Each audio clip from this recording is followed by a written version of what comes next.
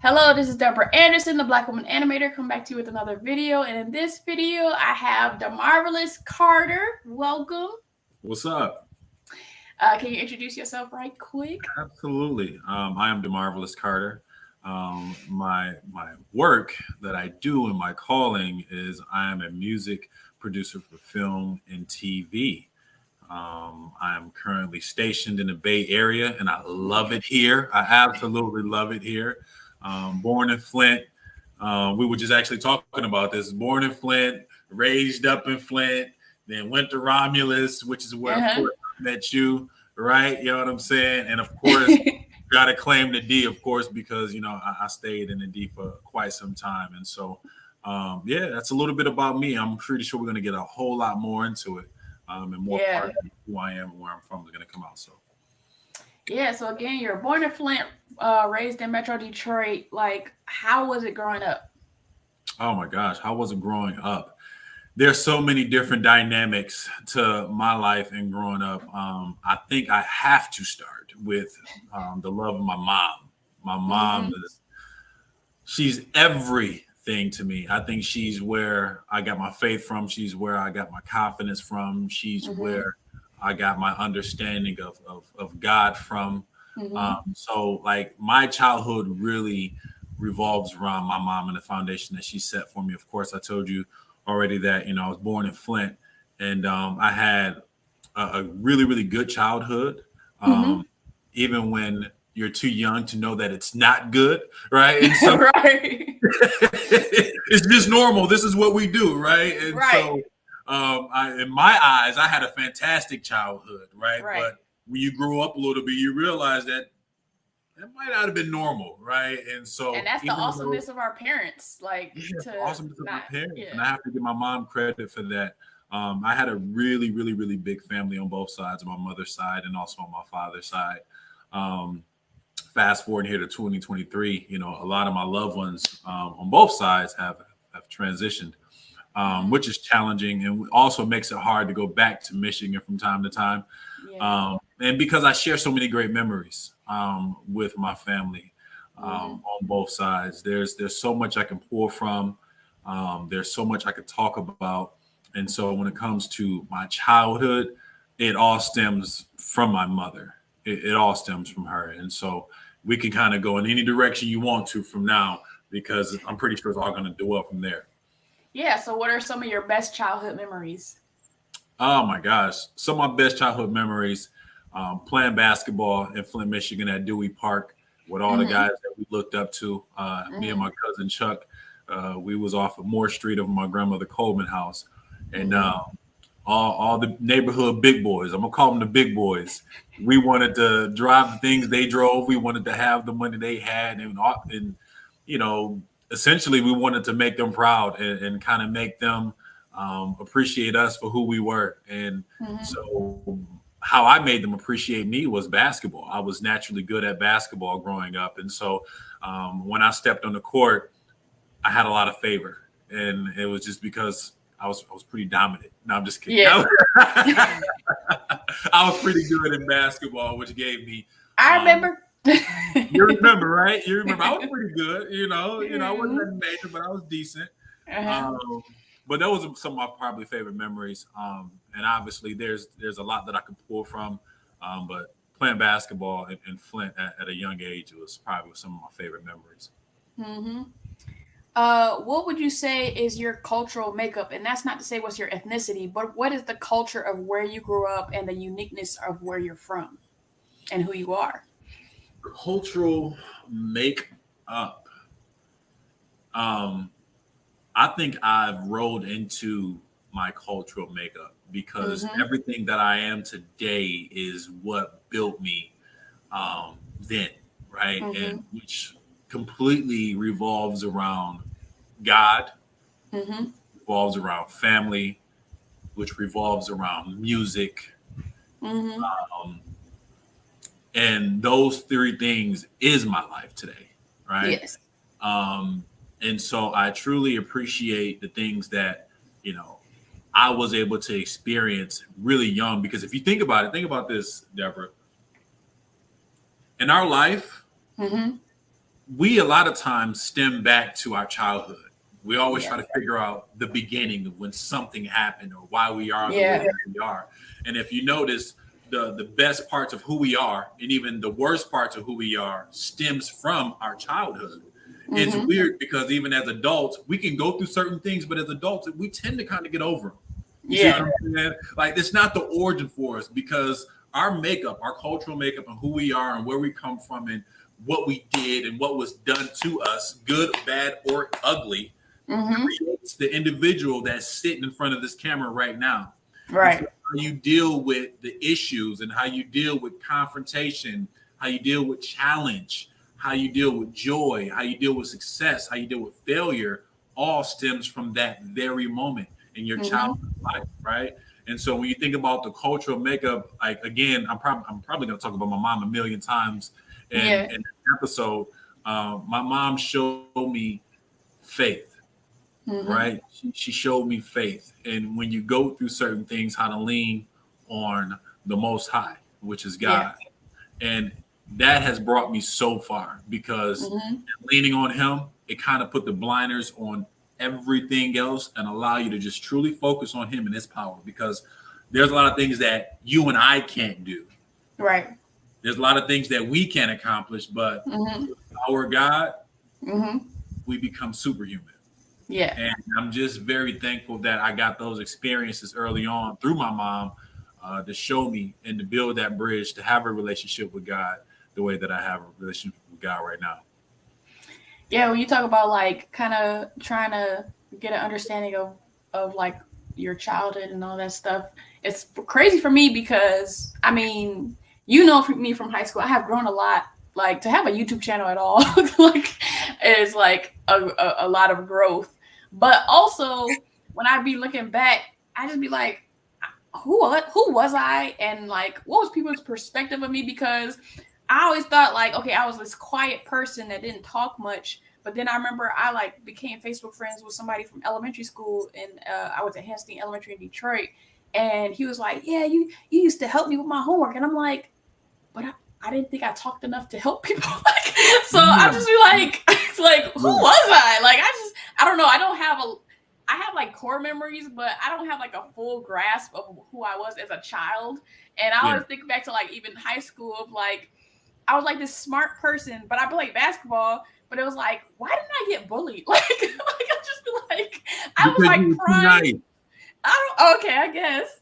You were too nice. So can I add to something? Can I add something? So what's crazy is, so you reached out to me. You said, you reached out to me, and I said, okay, what's going on with Deborah? And I looked at I think it was your Facebook, and I was like, this is not the Deborah I remember. This is not the Deborah I remember. You were completely different. You were so much in your shell. Yes. In high school and the middle school, like you were in the shell, and you when you laughed, you kind of like cut your laugh short, and you cover your mouth, and you were always dotting all your I's and crossing all your T's and taking care of business, And so when I get on Facebook and I see you being so outgoing and outspoken, you have this great platform that you started. I'm like, yo, when did this happen? When did this happen? It started in college. Like I was like, okay. In college, I was like, let me learn how to string two sentences together. And it was just like every year I've been like striving to become a better person, because also like in the animation industry, a lot of people have like social anxiety, and I'm like, you can grow. I used to be you. Like I used to not talk, like Alicia. You remember Alicia Harbor was my best friend in high school, and like I just was like, yes, no, maybe. That's the words that I said. And like I remember like, because at some point Alicia lived in front of me, and she lived behind me, and like we would always take her to basketball stuff. And so when my dad was picking her up, my dad would like call Alicia and say like, we about to do whatever. And so I was like, hello, okay. My dad said, and one time she was like, what do you say? What do you say? Like that he was about to pick you up. But what's crazy, your brother was like that too. Your brother was like that, and it seemed like Darnell done broke out his shell as well. Yeah. Like, yo. But Darnell had a little bit, because like at least when we go to like my dad's side of family, like they would like pay him to dance because he couldn't dance, and so that they could laugh, but he would do it. So he had a little bit. He had a little bit of it. And he was always kind of like it seemed like Darnell always knew something you didn't know. That was like his persona. That was like his personality. And so you would try to get stuff out of Darnell. You would try to say things to kind of get him out of his lane or whatnot. And he'd just look at you like you're stupid and you don't know what's ready to happen to you. Like you just and he had a sarcasm at himself too. Yeah, like, but it would be funny because we would be about to leave for like school in the morning. He'd come out his room and I'd be like, "Are you gonna wear that?" And he'd be like, "What's wrong with it?" But then he would go back in and change though. So it was like he acted like that, but then sometimes he like listened to me sometimes. Yeah, that was you both were dope. Let's just put it out there. And I think Darnell's a single reason why I made it through, I think, 10th grade history, if I'm not mistaken. Single-handedly made me ace that class. Shout out to Darnell, man. Like, because yes, I was smart. I did dot all my I's, cross all my T's, but there was one, like I was in physics with Mr. Knutson, and we went to Cedar Point, and he gave us a packet to do for like physics. Yeah. We walked in. I looked at all those rides because I love like amusement parks. I just put my packet in my bag and just rode rides. And I remember the next day, people was like, you know, people could count on me. They're like, "Deborah, let me get the answers." I was like, "I don't even got it." I just rode the rides. I don't got it, man. I had to copy from somebody. Y'all got a lot of people through high school. Single-handedly, our class graduated because of y'all. Right. So I'll say. I have to bring this up. The number one memory I have of DeMarvelous Carter was being in Miss Poyer's Spanish class. Oh, and we was in the connected room in a little lab with the little cassette tapes where you got to play. And this dude was like playing around with the cassette tapes, and he was like, you know, Movado. How do you turn this a little bit off? And accidentally recorded over the Spanish tape. And that was the hilarious thing ever, like, because you accidentally like recorded over the Spanish tape, and then I don't know if you threw it in the trash or something. I don't know what you did with the tape. I forgot about that. The things people remember about you. That's like the number one thing I remember about you. Are you serious? I remember, and I kept doing it over and over. And then once you realize you record over the tape, I feel like you threw it in the trash or something. I don't know what you did. Wow, I forgot all about that. Vibrato. He's like, "How you turn this off?" And recorded that. Oh my gosh. Yo, that just brought tears to my eyes. I was an idiot. I was a clown. Like, I was a flat out clown in high school. Oh my gosh. That is funny. But I have good memories of you. That's good, man. I think I brought more smiles than people face. Yeah. Clowns. So what is your favorite like tradition from growing up, like that you and your like mom and your family did? My favorite tradition. Oh, so this goes back to Flint. So my grandmother, Edna Mae Carter, and my grandfather, Johnny Carter. My favorite moments in life, I just have to say in life, period. We used to have family gatherings every Labor Day and every 4th of July. And all of our family would get together. If any of my family is watching this, which I'm pretty sure they will, they'll be able to second this. Those gatherings were the best gatherings. Like we had a long driveway. And once you passed a certain point, everybody in the backyard would see you. And once you come around that house, everybody would be like, "Hey!" Like a superstar, and everybody's happy to see you, and everybody's walking up and hugging you, and the aunties kissing you in the face, and your granddad grabbing you by the cheeks. And, you know, it's just so much love when you come in there, to the point where I used to try to walk in with other family members that came in after me so I can feel the feeling again. They're like, "Hey, no, boy, get out of here." Like, "Y'all love me again." I'm here again. you know, but I mean, it was the best barbecue you'd ever taste because all of my uncles got down on that grill. My grandfather got down on that grill. My grandmother was an incredible cook, and all of her kids can cook. There was never drama. I just wish those days would just last all day long. And there was nothing like a get together over my grandmother's house, and which I'm pretty sure I end up talking about her eventually in this podcast as well, because she's had such an impact on me mentally and spiritually as well. But just getting together with my grandparents and my family during those days when it's 4th of July or Labor Day, Memorial Day weekend, it was nothing like it. I just wish that I could recreate it. And I've done my best here in California. I'm super, super, super duper blessed. Because now, you know, we've evolved, and my wife and her kids, I say her kids like they're not my kids. They her kids all the time because they you mad at them right there? They her kids? You mad at them? Her kids, because that's why she runs everything. She has an incredible family. Her family is. I couldn't ask for a better mother-in-law. I couldn't ask for a better father-in-law. I couldn't create a better father and mother-in-law. And then her brothers and sisters are just absolutely amazing. Her uncles and aunties are absolutely amazing. And we really create what I would call something very similar to what I used to experience when I was a kid here in California. And so they fly out on every possible holiday. Our Christmases are huge here. Like they're really big, you know, like I think we probably fit maybe like 23 people into this house. You know, like we're airbed hotel, like airbeds everywhere, you know.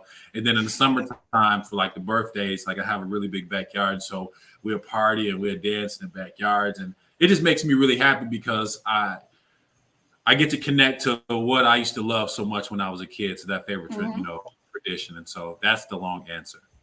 Yeah, it's cool to like be able to carry on that tradition because like sometimes and I've experienced it in my family where, you know, the aunts and the uncles be tired and be like, okay, cousins, y'all is grown, carry it on the tradition. And sometimes my cousins or something don't want to because they're like, I don't want to host because that's a lot of work. But it's like, we're gonna do it. Yeah. I love hosting. Every time there's like a Super Bowl party, every time there's a holiday, every time it's a birthday, everybody just come to my house. And so I just love family and I love friends and those that are really, really near and dear to me. I can't get enough of them. So anytime there's a reason to get together, 9 times out of 10, it's at my house. Yeah. And you talked about your like uncles throwing down. Like it was kind of crazy because I've had the experience of like living in the South. And, you know, being from Michigan, like a lot of us with the Great Migration and all that type of stuff. And so experiencing the South and them like thinking they have the monopoly on like so many things. I'm like, do y'all think we can become white when we go to the North? Like we eat Come on now. Like, what y'all eat. And then we got the same gospel. Like y'all know most of the top gospel artists that y'all love is from Detroit and Chicago, right? Like, can we talk about it?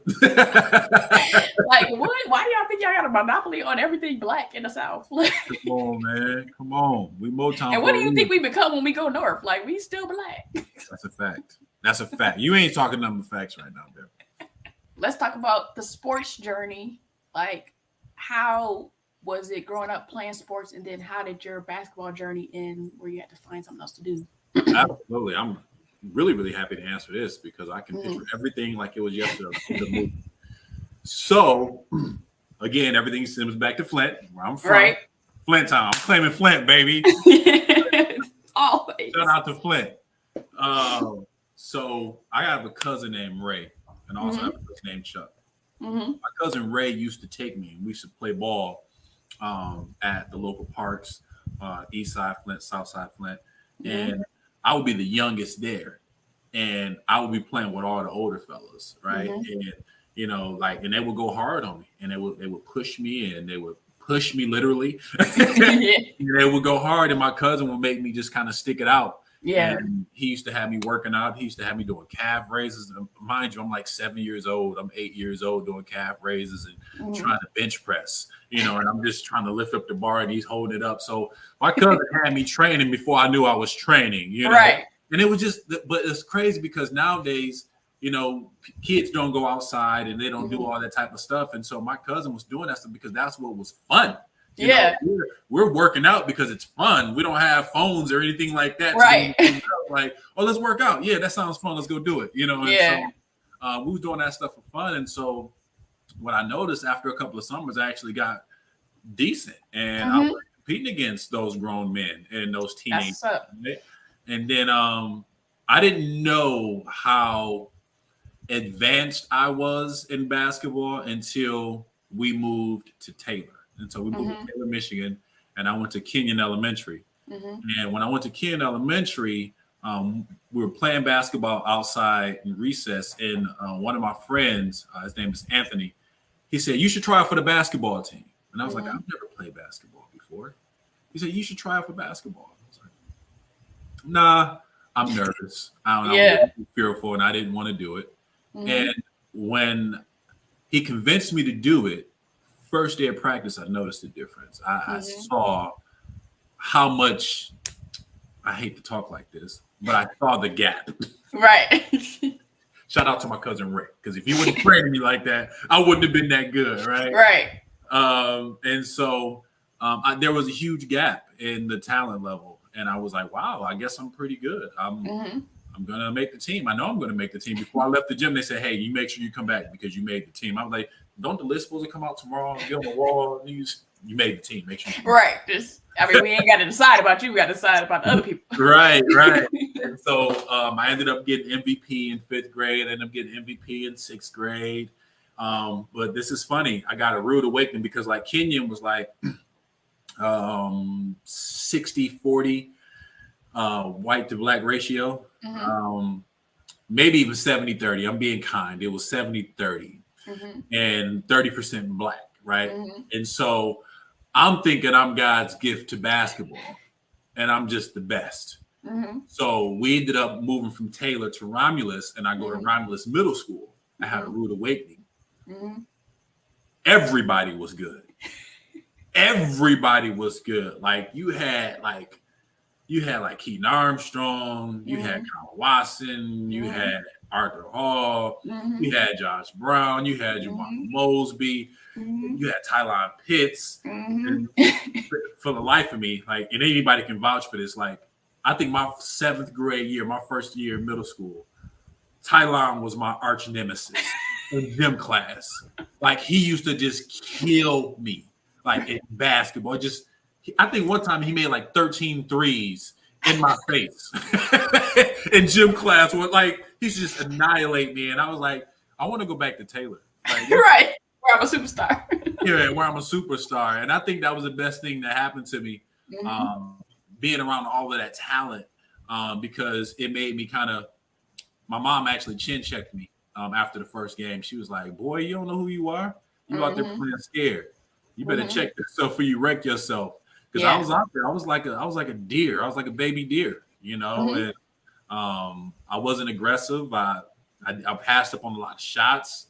The defenders were getting up in me, and I really couldn't make no strong moves. And my mom was like, "This is not the ball player I know. You need to figure it out." And I think I struggled for like half of the season.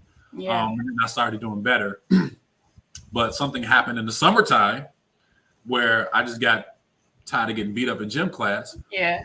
And I came back and I was dunking my 8th grade year. Nice. I trained really hard in between 7th and 8th grade. And then I saw the gap again.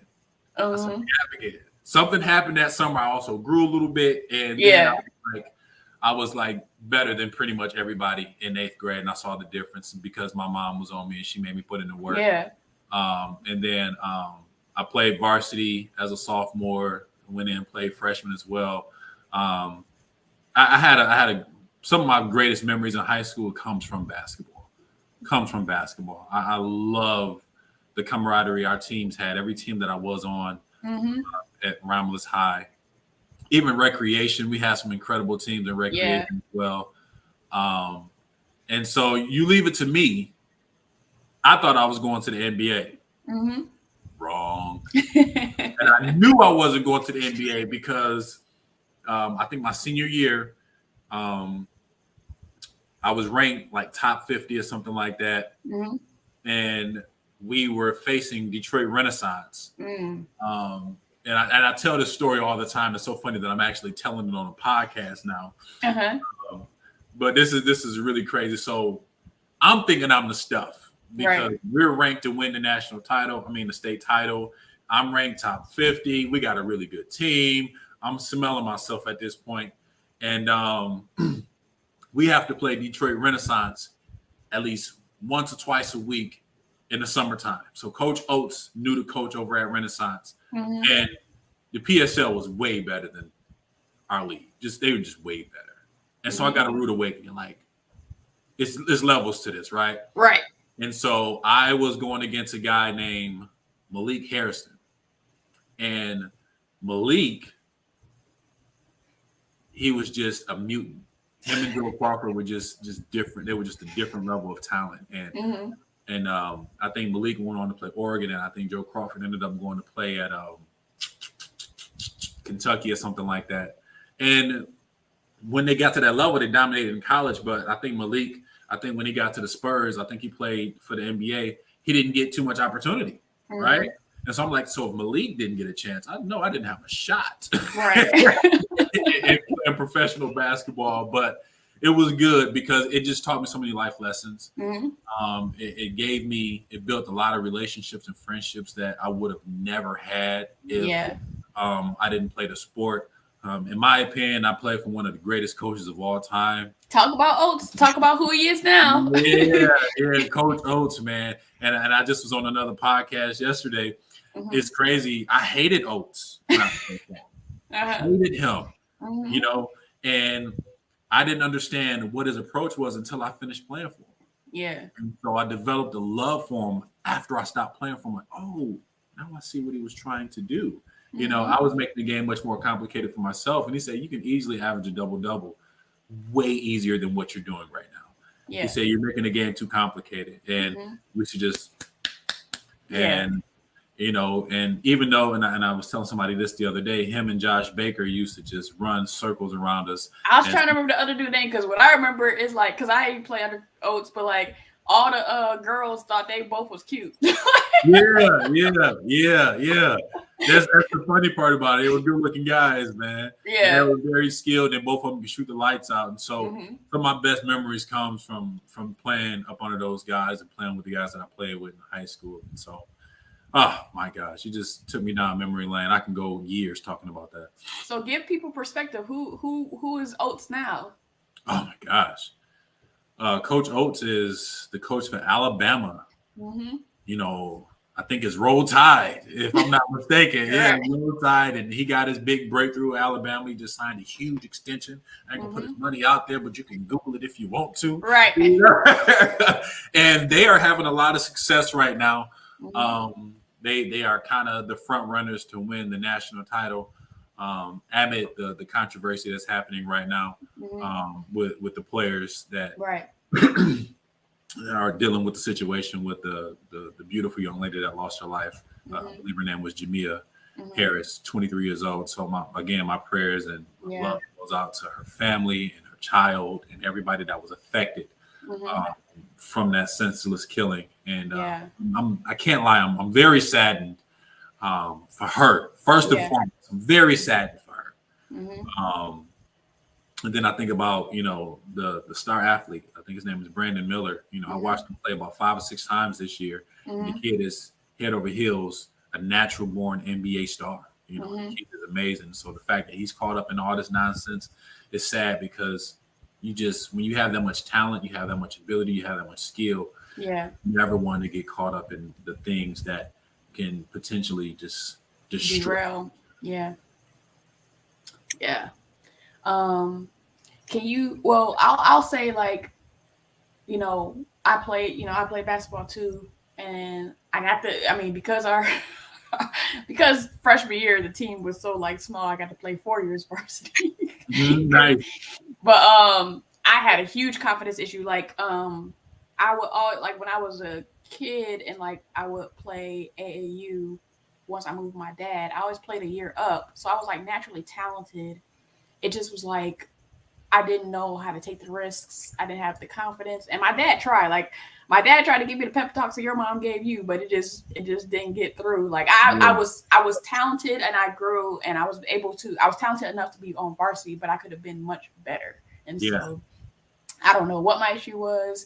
I did come back to Romulus to play for one of the because Paris reached out to me for one of the old school versus new school games, and my coach from Rhonda McAllister was like our coach for the old school. Yeah, and so she was like, "Oh, I saw you raised your shot up." I was like, I've been playing with dudes since I graduated, so I can't like I didn't notice, but like I can't shoot from here when playing with dudes. Like, yeah, so I was like, yeah, I guess I did because I just had to adapt, and so I want to get back to playing because one of my goals is to be like, you know how they had like mostly the older white dudes that be like 70 and 60 on the court playing like pickup ball, like they're my inspiration. And so I want to be this like 50-year-old black woman, just like who has changed her game. Like I might not be able to run as fast, but I've changed my game to be able to like make shots and people be impressed by me. So, but I had to take a break because like being a woman that plays pickup ball with guys, like it's already enough to like guys experience it too. It just be feeling like sexism when I experience it, but like dudes be like trying to coach me, and I'm like, I've been playing since I was 5 years old. There's nothing you can tell me. And you suck. So like, what are you trying to teach me? Take it easy. And then like I be locking people down, and then dudes be like, "Oh, let's switch." It's like, what? And then the person I was checking make their first shot of the game, and it's like, why did we switch? Why did we switch? Because it's like this thought, this mentality that I'm not like playing good defense is the reason that they're switching, and it's just like, but then he hasn't made a shot yet. So what? They're switching because they know that guy is cheesecake. They can easily get that guy. They thought. And I hate when there's one other woman, because she's usually a guard, and you know in high school I was never fast, and so she gonna be fast, and she gonna like, and they gonna make me check her because we're both women, and I'm like, bruh, can I check the slow dude? Like, can I check the 50-year-old dude because that's more my speed. That guy. And she's actually gonna play defense. That's why I don't like that's why I like play with women, because they actually play defense. Dudes don't be playing defense like that. That's a fact. Women do play defense. So I'm like, my handles was never that good. Like I did play point guard a couple times, but I was the 2 and the 3. Like you had a shot though, didn't you? Yes, I did. I can shoot. I can still shoot. Like I still got a VHS tape that I want to get transferred to digital so I can post it on Facebook for my old teammates, because there was a game where I scored the winning shot. I did like an NBA 3 because it was nowhere near the 3-point line. But the backstory is that I had just fouled somebody the play before, and I was like, because it was close. It was so close. And she shot 2 free throws. She missed one and made one. And so we were like down by 2. And I was just like, I found somebody at the end of the game. Like, it's going to be my fault. And so I remember we came down and like everybody passed it, because we had Erica Mims, we had Ashley Sibby. I don't know. I remember them. But like they was the superstars my senior year, so I'm like, y'all about to shoot, right? And they just passing the ball, and so and the clock going down. So by the time it got to me, I'm like, we gotta score, and I scored the winning shot because like it was so far from the 3-point line, and so I was like, oh, so don't remember that I found that girl. Exactly, man. They were some ballers. Yes. Another and baller. Denise Armstrong. What about Bees? Remember Bees? Yes. Bees was cold. That was my freshman and sophomore year. I was on the basketball team with Bees. So. Yep, Tiffany Ash. Yeah, she was nice. Y'all had some ballers, man. And you know, Shapri was like the pretty. Everybody had a crush on Shapri, but she was a baller. She was like Dennis Rodman of our team. How did we forget about Shapri? She was a scrambler. She would go on the ground like she was the prettiest girl in school, but like she wasn't she? And she was just out there balling, and just out there balling, man. She was going out there getting it out the mud. Right. And then she quit after like our sophomore year. Like, I don't want to play no more. So I do want to give you an opportunity to talk more about your grandmother and her impact on your like upbringing and your life. Oh my gosh. Just you saying that make me feel like crying. I'm not gonna cry on camera.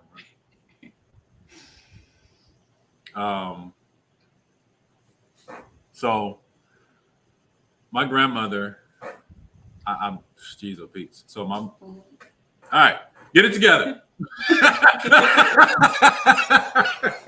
the impact. That's the impact. Get it together. Okay. Woo. So my oldest sister, she ended up moving out the house a little bit earlier on. And so it was just me and it was my middle sister and my mom. And at some point, my mom had to like relocate to Indiana. And at that point, me and my sister had to move in with family members. And so I ended up moving in with my grandmother. And at the time, I remember feeling like it was just the worst thing in the world happening to me. I was like, wow, I don't want to move in with my grandmother. I just want to come here for the holidays. That's all I really want to come here. Like, it's going to be boring here. Like, what am I going to do here? You know? And if I can be honest, retrospect 2020, it was the greatest thing that ever happened. It was the greatest thing that ever happened to me. There's so many things that I learned living with Animate Carter, man, in June, obviously. It was so much structure. It was so organized. We knew, like, she dedicated so much of her time and her life to me when I was living there that everything that I felt like I was going to miss, I got all of that and then some from my grandmother. Yeah. And she used to read Psalms 23 over me every single morning. You know, I sit down, I wake up in the morning. One thing I knew for sure, when I got to that kitchen table, I had 3 cereal boxes that I can choose from to eat from. I would have low-fat milk or regular milk to choose from. I would have 2 different bowls. She would have everything just placed on the table for me by the time I wake up. And all I have to do is come down, sit down in the chair, and figure out what I wanted to eat because everything was already laid out. You know, nice. It was so dope living there because I got a chance to see a man's man because my grandfather was a hunter. And so he would go out and hunt squirrel. He would go out and hunt deer. He would go out and just hunt, and he would bring his catch back and he would clean it. So I got a chance to see that firsthand. So as I got older and I was reading things like Little House on the Prairie and stuff like that we would have to read in school. Yeah.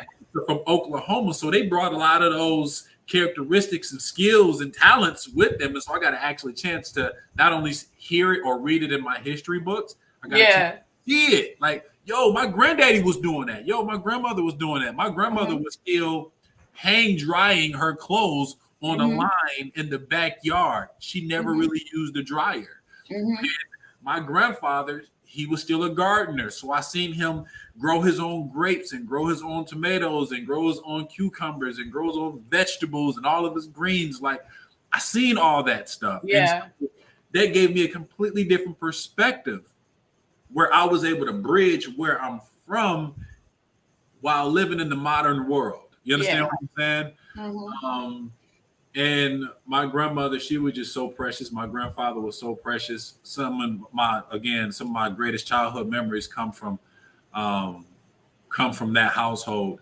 And like I told you, she read 23 Psalms over me every single day. I never even heard my grandmother cuss. Never. I never heard her cuss. She was heavy into the church. She used to wear the huge hats at church, you know, and everybody at the church adored her. My grandfather was also a mechanic, and he was working on his cars, his old school all the time. And so it was almost dreamy in a sense, because I don't think I would have ever known too much about the world and where we truly come from if I didn't get that experience in living with them too. I got all the love that I needed. I got all the memories that I needed. My grandmother passed away in 03 or 04, and then my grandfather passed away in 07. And I still feel them with me to this day. I'm a huge believer in my ancestors looking over me. I'm a huge believer in angels. And so Yeah. a lot of people that has moved on, I feel them now more than I actually did when they were here. So Yeah. yeah. Like speaking of cussing, because like I grew up with my mom, and me and my brother were very sheltered, so that's probably what goes into our personality and stuff like that. We didn't really go anywhere. We went to church, and my mom was an ordained elder, and by the time we moved with our dad, I can still remember like in high school sitting in classes, like I can picture. I can't remember whose classes was. But I don't know. It was like I can't remember whose class it was, but I remember being a high schooler, and because of my shelter background, like when people would cuss, I would still like get butterflies, like oh they're cussing, and so like man, um, I don't think I started cussing until like college. Yeah, yeah. Like I probably cuss on the court, like when I get really frustrated or something like that. But I didn't come from that, at least with my mom. Speaking of cursing, I remember cussing like a sailor for many, many, many years. And then, so like I said, I wanted to practice some self-discipline. And so I stopped cussing for a very, very long time. And what's crazy, cussing is like a disease. Once you start back, it's hard to stop. So you have to like really monitor your mouth.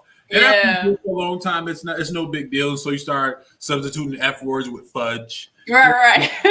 And the S words with shoot or shite, and stuff like that. And so you find great substitutes. But once you start dropping bombs and not really monitoring it, it's hard to stop again. And so I have to stop driving and being mad at people on the road. Yeah. Start habits. Yeah. That's when I cuss too. But anyway, so what was your journey in music during your childhood? Like what did you want to be when you grew up? Because I know you didn't really get into music till college. So what did you want to be when you grew up, and then go into like how you got into music? Because that's what you're a music producer now. So you know what? Three things always kind of circled. I couldn't ever see myself doing anything else. Those three things were music, basketball, and real estate. It's the only three things that I ever cared about. Like only thing that I ever thought about, And so, although I was known predominantly for basketball coming up, when I would get home for practice, I was in the room tinkering around on music. My first experience with music is my mom went to a thrift store. She bought me a Casio keyboard, and I used to just hit the demo songs and act like I was the one playing them, Yeah.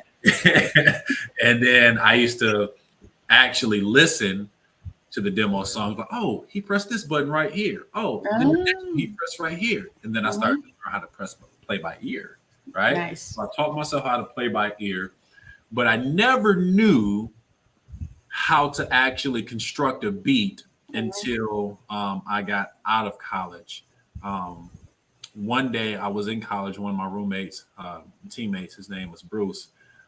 He was into rapping, and so he knew about this program that was called Fruity Loops, FL Studio. Yep.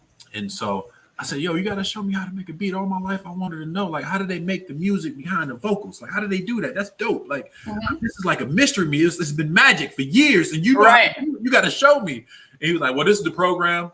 You want to figure it out? Like, you got to learn. You just got to figure it out. Like, it's kind of hard to explain. And so I learned how to use Fruity Loops a little bit. But when I got home, a good friend of mine, he used to play the organ at the church that I was going to in high school. In Bethington, he showed me actually how to compose and put together a beat in 2005. But outside of that, early on, from my mom bringing that piano in and that Casio, I had a pastor, rest in peace, Pastor Hornaday. He was a pastor at Calvary Life and Praise in Flint. And I promise you, it used to make my life. I would be sitting in the front row, just praying on the moment that he would say, come up here and sit next to me. And I would sit next to him on that organ, and he would let me press just one button. Just let me press one button. I would press it and just hold it. And he was like, I'll do the rest. And I felt like I was playing everything. Right. And he knew it would make my day. It was just, oh my gosh. I would sit there like, man, I wish I could do that. I wish I knew how to play the organ like that. I wish I knew how to play the piano like that. And so the transitions and the changes he would do on the organ and how he used to evoke emotion from not only the audience, but also the choir, because he would do things the choir wouldn't even expect him to do. You know what I'm saying? He'd just go off on tangents, and everybody be in that thing like, you know what I'm saying? They'd be going crazy, and I'm like, he's doing this. He's controlling the atmosphere, right, with this piano, with this. And so that used to really just drive me crazy, and I always wanted the ability to do that. So that's where it kind of began, and where my love and appreciation for music or playing the piano began. Yeah. And the mystery wasn't solved. That was like when I was like super young as a adolescent. And then the mystery was never solved until I was, a sophomore in college. Yeah. And even then, I still didn't understand it. And when I got home from college, my boy David Etherington kind of showed me the way, and I didn't turn around. I kept running. Yeah. I was just talking about gospel and the dynamicism of it yesterday, because I was going more from like the gospel artists being great storytellers, because like with some of my favorite, like Shirley Caesar, and like I remember in high school, dang, what was the popular bus driver? The white lady. I know who you're talking about. Everybody loved her too. Was it Miss Susie? Was it Susie or? Dang it, I can't remember her name, but I remember the name, but I know what you're talking about. I'll ride her bus every morning, and we would listen to the Rush Parr Morning Show, and like the Rush Parr Morning Show, every Friday, without fail, in the morning they would play "Work It Out," like that song. And that like ad lib, I was talking about the ad libs that like gospel artists have, and that lady's ad lib, like everybody, if you know that "Work It Out" song, you know the whole ad lib. Work it out, work it out. Yeah, and they had the part 2. They kind of came out with the part 2 later. And so to talk about the musicians, I was also talking about the musicians, of how like even like foreigners like from Europe and stuff talk about how dynamic gospel musicians are, because like they don't teach what gospel musicians do, like the shedding and all that type stuff, and to be able to move in like the atmosphere thing you was talking about, and it's just like so dynamic. So dynamic. So it's crazy. So my guy Dave, I'm gonna talk about Dave for the rest of my day because he's my favorite musician in the world, and he will be in church, and I had Pastor Horner there when I was young. When I was in high school, when I was, when you knew me, I was going to a church called God City Refuge in Romulus. And Dave was the piano player at God City Refuge. And I was young enough to be hip and understand what was going on in the music scene. And I was so old enough to truly understand where real gospel came from. Right. And so Dave knew both sides really, really well. And so when he up there making people shout, I knew what he was doing. You know what I'm saying? I knew what he was doing. Like sometimes, like when they call it up for offering, sometimes he'll throw a little floetry in there, and nobody would know. I was just telling somebody about that. There's this dude. There's this kid that went viral when he was like 9, and before viral was viral. His name is Jaden Arnold, and he was like a 9-year-old playing the organ, and like all the adults is like, y'all see what this little kid is doing, and fast forward, he's like an adult now, and he came out with like these gospel nursery rhymes. And so I was telling somebody, I was like, sometimes the musicians will sneak in, like they might play SpongeBob, but they try to get caught by the pastor, because sometimes the pastor be like, "What are y'all doing?" But sometimes you can do it so musically where you like other people could be like, "Is he playing SpongeBob?" But it's so slow. He will break it up and transpose it. You be like, I know what you're doing. You ain't fooling nobody. Right. And so once I brought it up to him, like after service one day, I'm like, bro, you play 12 play? You play 12 play? You play Say Yes? You played all these different records in church, bro. Like I heard it. Stop playing with me. You peeped. I'm like, yeah, I peeped, man. You can't fool me. And so once he knew that I was hip, because I was a music head, when he would go in and out of different transitions, he would kind of look over. I'm like, I heard you. I heard you, boy. And it'd be dope because some of those transitions would send people out the door. Not like, oh, this is blasphemous, but like they would just go crazy and and you know what I'm saying, praising. And I'm like, yo, this boy bad. This boy bad. So I was really, really, really, really, really, really blessed to be able to have set my eyes on two of the dopest pianists. One is an organist and one is a pianist. and coming up, because that's, if I have to think about it, that's exactly where a lot of my inspiration came from, is how great they were able to sit down and play the instrument they were born to play. Yeah. There was a great interview.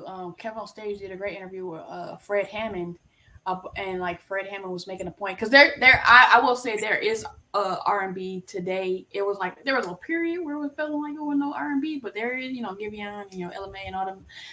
But Fred Hammond was making a point that back in his day when he was like in commission and going solo, like gospel would bite from R&B and R&B would bite from gospel, and that's how it stayed so dynamic. But then that stopped kind of happening, so that's why some R&B is not as dynamic as it used to be, and R&B kind of went away. So yeah, some of the best producers are gospel piano players, man. Like it just is what it is. From my understanding, like I play the keys. Like I get down. Like if I sit down on this piano right now that's behind me, you're like, oh my gosh, you're really, really good. And then guys like David Ethington walk in the room, and I feel like I should never touch a piano again in my life.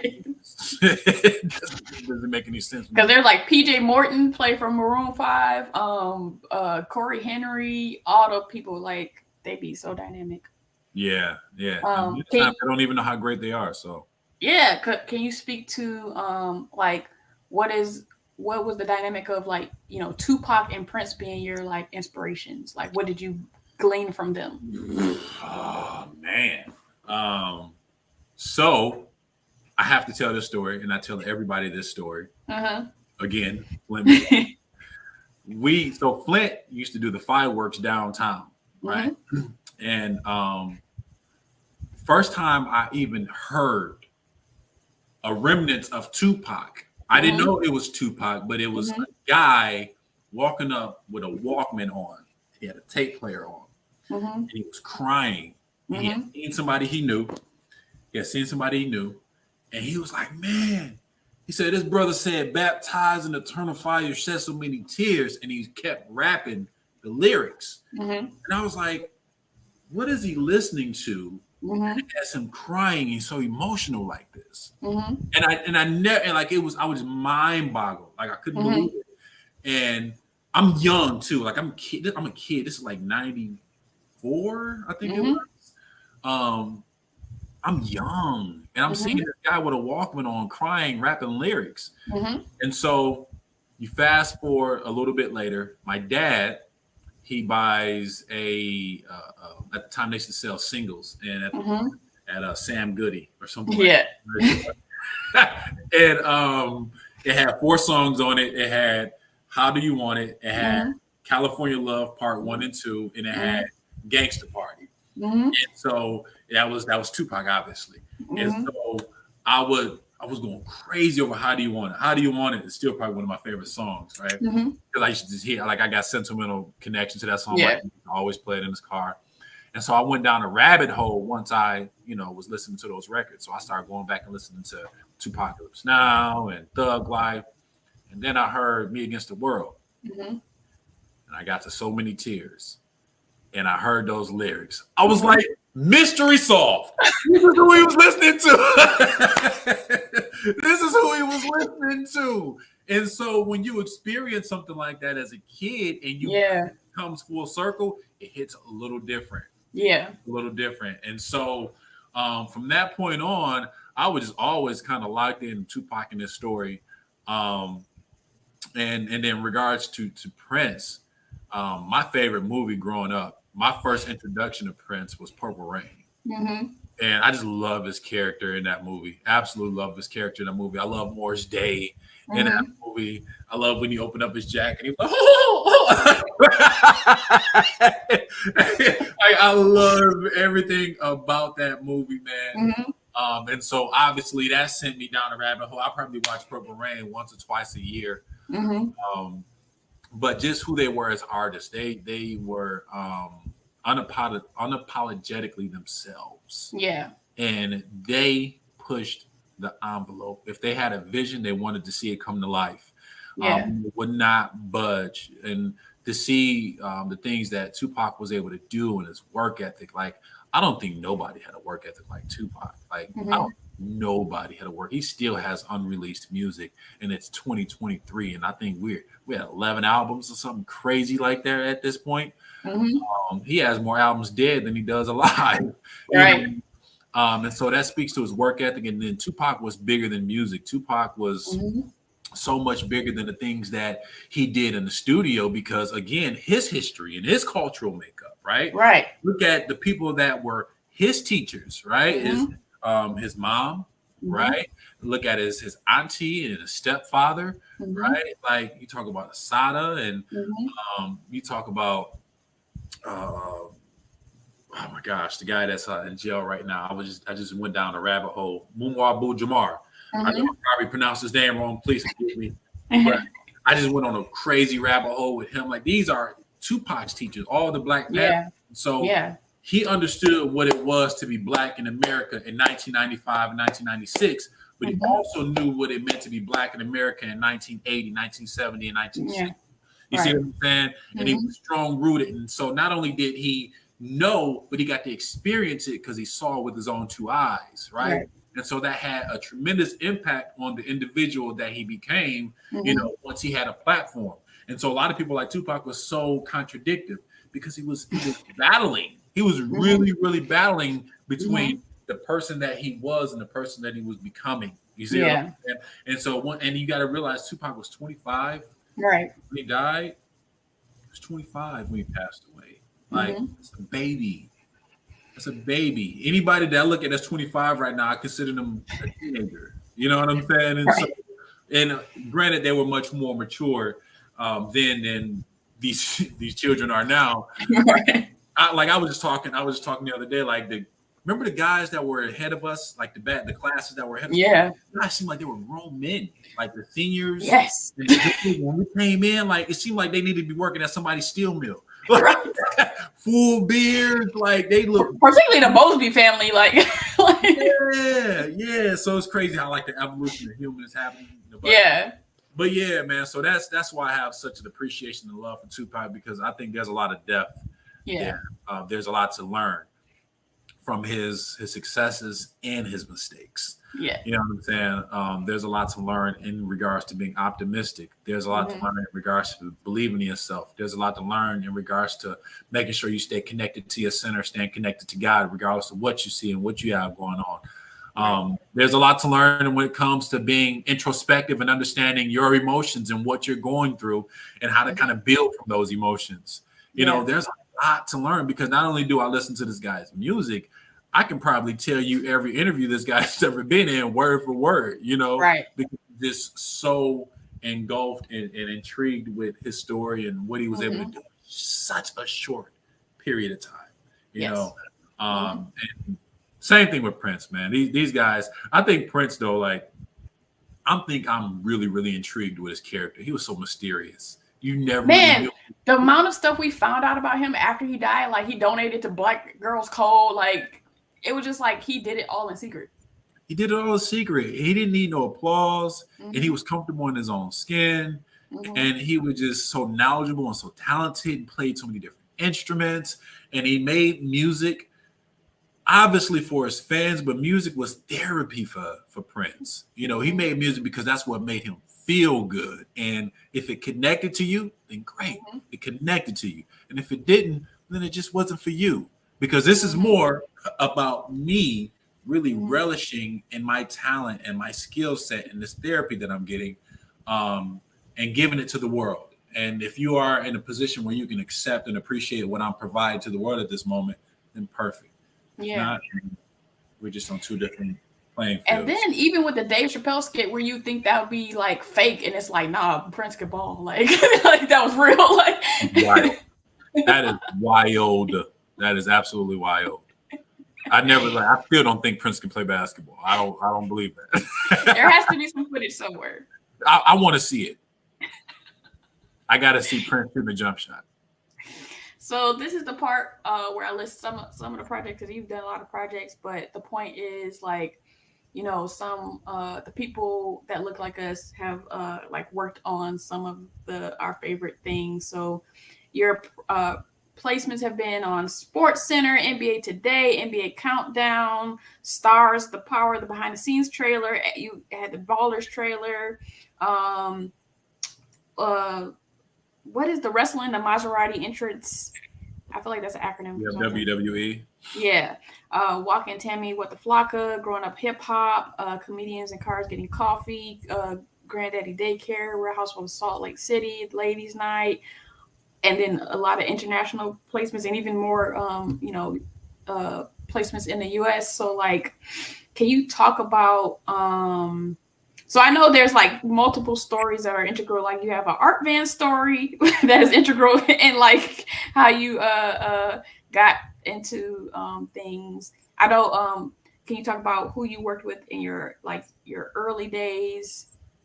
Well, I'll list out some stuff you said in another interview, like Stretch Money. One of my favorite songs is "It Takes Money to Make Money." Yeah, Never get away from me. And then Big Sean, Ace Hood, Royce the 5'9". So can you kind of tell your art band story?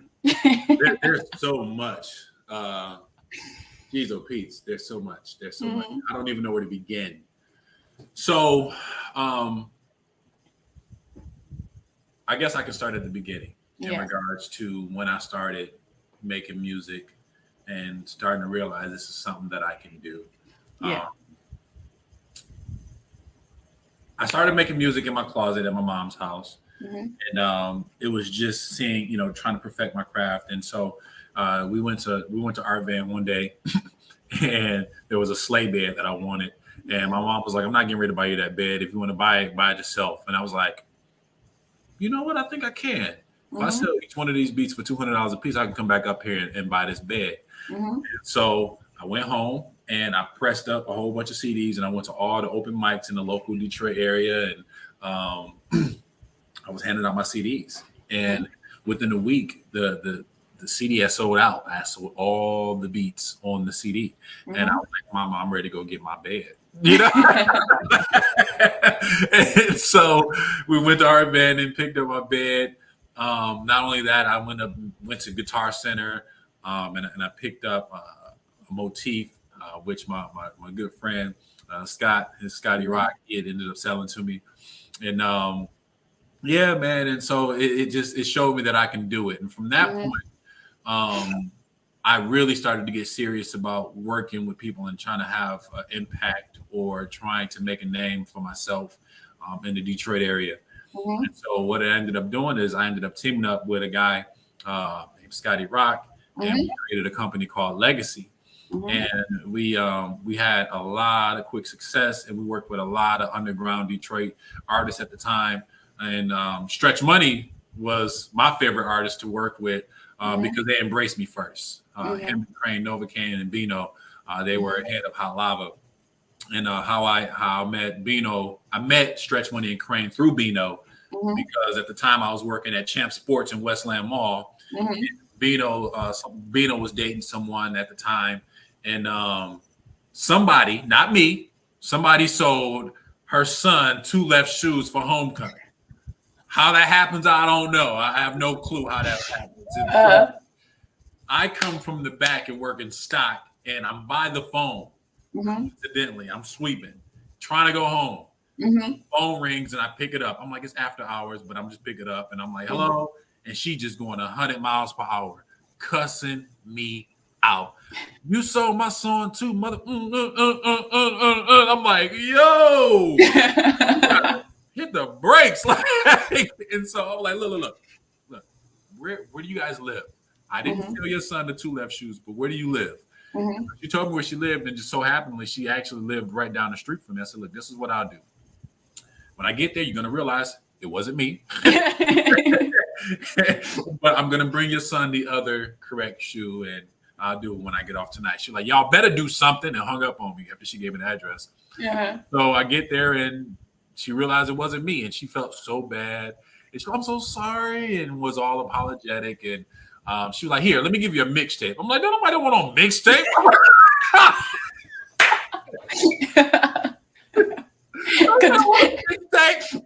out of here, man. Like, you gonna give me a mixtape for my trouble. Talk about some gas money and real apology. Like, come on, man. But she gave me a mixtape, and that mixtape was Crane Novocaines. And he had a mixtape that it came out. And I was like, oh, okay, this is dope. But I didn't know who Crane was at the time. And then she was like, well, you know who Stretch Money is? And I was like, no, I don't really know who Stretch Money is. And then she's Money to Make. I was like, oh, I do know who that is. She was like, yeah, he signed to the label. You know what I'm saying? I'm going to connect you. She's like, you got some beats? And I was like, yeah, I do got some beats. And I played her some of the beats that I had on that CD. I'm like, all these are gone, but I want you to hear them. You know what I'm saying? Yeah. So you listen to them. They didn't call me back for like a month, but Bino ended up calling me. And Bino was an incredible guy. Incredible guy. One of my favorite human beings, man. He ended up hitting me up and he was like, yo, man, I want you to meet Stretch and so on and so forth. And they embraced me early. They was like the first known Detroit people that like embraced me. Yeah. There's like footage on YouTube of us in the studio downtown Detroit and them talking about like, yo, now that DeMarvelous is downtown Detroit, it's about to be wildfire and all this kind of stuff. And so they were the first people that embraced me and made me feel like I was talented enough or capable of doing it on at least a local scene. And then not only did I get the opportunity to work with them and they give me that confidence, they gave me opportunity. Crane gave me opportunities to make money. You know what I'm saying? He put me in contact with different people to bring people through the studio and so on and so forth. And so they were great. So I do want to mention the gem of like you like giving ultimate customer service and being cussed out by a lady and just trying to solve it, and that's how you got work. Like, isn't that crazy? And they introduced me to a lot of people because they snapped and they vouched for me. A lot of people just respected me off GP. Right. My oldest daughter, Stretch, came to my Maya's like third birthday party or something like that. And they were like, you know Stretch Money? You know, right? She was, and everybody was like, take some money to me. I was like, oh my God, this is crazy. And I was like, yeah, I got all the clout. Stretch Money, my daughter's birthday party. You know what I'm saying? And so, and it was really, really a big deal. So it was just by doing the good service, just by doing the deed, relationships. And it was like, when she handed me that mixtape, I'm like, don't nobody want this mixtape? But it's about relationships. You're right. And that mixtape changed my introductory to the Detroit scene. And so from that point, we got a chance to work with a cat named Tone. Tone. Yeah. What's happening? What up? What it do? Yeah. Everybody in my city say, what up? No. Yeah. We did like 4 or 5 different songs with Tone. A couple of them made it to his mixtapes. I got a chance to work with Big Sean and PL and Royce the 5'9", and through those connections, we got an opportunity to go down to Miami and do a little bit of work with Briscoe and Ace Hood down in Miami, and came back up. And so it was a lot of fun, you know. But I knew in working tirelessly in all those long studio hours and 2 o'clock, 3 o'clock, 4 o'clock, 5 o'clock in the morning, I knew that eventually my lane would have to change. I was like, yo, I'm young and it's hard to keep this up. Right. So eventually I knew that I wanted to get into TV and film, which leads me to the next person that I have to give single-handedly all the credit for my success, which is Chris Harris. I stopped doing music from 2010 to 2017. And there's a guy, one of my great friends, Leroy Redmond, he heard some of my music and he said, yo, there's no reason why you shouldn't be making music. Like, I don't even understand why you work for anybody. Like, you need to get back to it. And can you talk about why you took your break? I took my break because I had a really, really, really bad taste in my mouth from the direction that I was going in, musically and also spiritually. And so I knew that I had to separate myself to kind of get realigned and get back into the space I needed to be in, because there comes a point where you're like, what am I doing this for? Yeah. And what's important to me? And you lose all inspiration because sometimes you have to really, really monitor your walk and where you're going and the steps that you're taking, because if you continue to drift off in a particular direction, you'll look up and have no idea where you are. Yeah. and then you find a mirror and you look in the mirror, you have no idea who you are. So not only do you know where you are, you don't know who you are, right? And so that's when I knew it was just time for me to just kind of stop and get realigned. And my plan was to always get back into music. But I was dragging my feet and I didn't really have any true motivation to do it. And I didn't really think, if I can be honest, I didn't think I could be successful in doing it on a bigger level. So I stopped doing music from 2010-ish to like 17. And one of my coworkers, he was like, yo, I don't understand why you're not doing this. And I don't understand how you're even working for anybody with this much talent, you know. And that was like a wake-up call for me when he said that, because he was just, he was baffled, right? Yeah. And I was like, how could another man be so baffled that I'm not doing music? Is my music really that good that he's like confused and he's looking at me like, yo, I don't understand. Like, what are you doing? And so that was a wake-up call. And he was staying on me every single day until I went and got my equipment again. And I also have to give my wife credit, because when I stopped doing music, I told her, I said, hey, let's move to the Bay. Let's move to California. I'm going to reestablish myself, get myself together. I'm going to jump back into music after I get everything back in line. And so I moved here to the Bay. I got everything back in line. And I told her, I said, you know what? I think we go into real estate instead of music. And so she was like, is that what God told you to do? Or is that what you're telling you to do? And I was like, okay. You're right. You're right. I'm going to get back into music. So I had Leroy telling me I needed to get back into music. I had my wife telling me I needed to get back into music because that's what God had told me to do, and just follow God's plan. And so I said, okay, all right, I'm going to do it. And so I bought my equipment, everything that's here.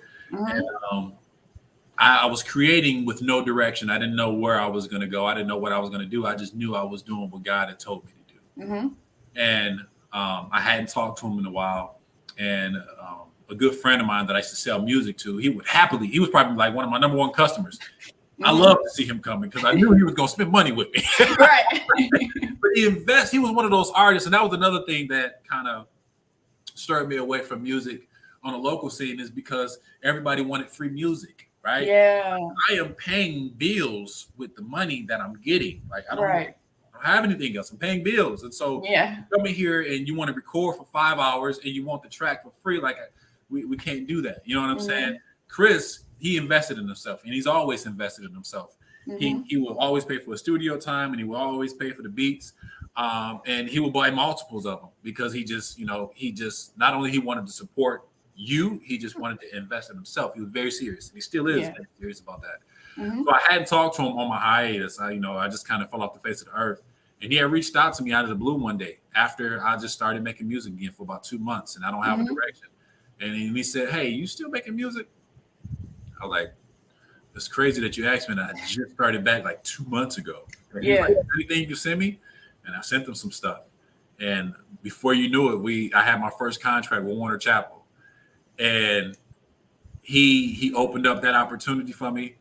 And many more opportunities came after that. But if it wasn't for him, my dream of producing for TV and film wouldn't exist. Right. I'm forever grateful for him coming into my life and just kind of shedding light and giving me an opportunity, because it's made all the difference in the world in regards to my resume.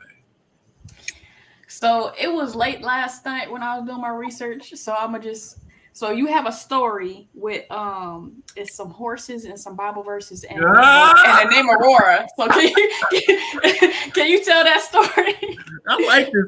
I like this interview because we talking about everything. Because I was like, I kind of zoned out, but I was like, this sounds like a very dynamic story, but I'm gonna just give these keywords and you just go tell the story. Yeah, you're talking about everything. So anybody that knows me, I am a very, very, very spiritual person. Very spiritual person. And oh gosh, the Aurora story. So my mother-in-law, I think it was her birthday or either her anniversary. I'm not really sure which one. But my father-in-law takes my mother-in-law horseback ride. And if I can just be honest, Black people really don't horseback ride. All right. So this is the first time for me. You know what I'm saying? And so I can't say Black people, just the black people I know. No horseback ride. And so we're like, man, this is weird. Okay, we're gonna go horseback riding. And we go, and the lady that is passing out the horses in the stable, she's passing them out to each person that's literally in front of the horse that they're standing in front of, right? Mm-hmm. And so she passes it out to my mother-in-law, she passes it out to my father-in-law, she passes it out to my wife, and then she gets to me, and she stops and she says, no. I'm like, what's going on? Like, somebody dialing in? And she says, I have the perfect horse for you. And I was like, what about this one? The one in front of me? Like, I don't even want to be here. Like, why are you going to go get a special horse for me? I'm good. Like, and so she goes around to the aisle next, and I couldn't see her. And then she comes back around the aisle, and she hands me the horse, and she said, this is Aurora. Mm-hmm. I'm like, okay. All right. What's so special about this horse? Right. This horse is for you. Mm-hmm. So we get on the horse, and I really couldn't control Aurora at the beginning, but there came a point in time where there was like a horse fly that flew on Aurora's butt. And when the horse fly flew on Aurora's butt, like she just went crazy, started bucking. Mm-hmm. Like, ah! And the instructor was like, shoo off the horse fly, shoo off the horse fly. And I'm looking back, and this big, huge, ugly horse fly. I don't want to touch that. I'll jump off this horse, touch this horse fly. And so I turn around and I look and I shoo off the horse fly, and Aurora calms down immediately. Mm-hmm. And from that point on, I don't know what happened. Something spiritual happened. And people always say horses are very spiritual. Mm-hmm. But you would have thought that I've been riding horses for 20 years because I was so connected and in tune with that horse that I was going fast. She was going through the water. We were jumping over things. The instructor was like, you ever rode horses before? I didn't think you rode before. I was like, no, I haven't. But I'm having the time of my life. And so, became a cowboy. Yeah, it was amazing. It was one of the greatest experiences ever. And I literally fell in love with that horse. Mm-hmm. And I was on our way back into the stable, and I didn't want to get off the horse. I was like, how did she know that I would connect with this horse like this? Mm-hmm. I knew it had to be something spiritual. And, I got off the horse and I'm trying to walk out. And the instructor was like, turn around. She's trying to follow you out. And so I turn around and look, she's right behind me. Mm-hmm. And I was like, oh my gosh, this is crazy. I'm feeling emotional. And I reached up to hug the horse, Aurora, and Aurora puts her head in my arms. It was the craziest thing in the world. And so we get in the car and I look over and I talk to my wife. I said, how did she know that I would spiritually connect with that horse like that? What does that mean? That has to mean something. So you know what we do as humans nowadays? We Google. And so I looked up what Aurora meant. And it meant you are going to come across an opportunity that you might be too afraid or lazy to take advantage of. Mm-hmm. And so I was like, all right. At the time, I'm broke. No car, no money, no job, no anything. So I'm like, I don't see no opportunity in my future.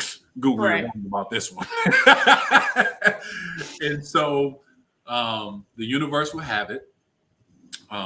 You fast forward some time later, California was that opportunity. Mm-hmm. And I tried to convince, like when things align, I'm like, baby, this is it. This is the move. Like this is what we need to do. And, she was like, oh, I don't know. And I was telling her about the story with Aurora. I'm like, this is what Aurora was talking about. And she was like, I think you're crazy, kind of, a little bit. And then I told my in-laws, y'all don't kill me. Don't kill me if y'all watch this. But I told my in-laws about, me having this instinct and this impulse to move to California. And they completely dismissed me like, you are an idiot. What are you thinking? If you can't make it in Detroit, what make you think you're going to make it in California? If my father, shout out to Dion, man. I love you, man. My father-in-law actually said that to me, man. Maybe this is too much information. But he said it to me, and I wrote it in my diary or my journal. Uh-huh. And what's crazy is when we had that conversation with them, I just knew for sure. I was trying to convince my wife that this is the move we needed to make. I thought for sure it was over. Like, if I couldn't convince her, that conversation with them definitely told her we ain't going.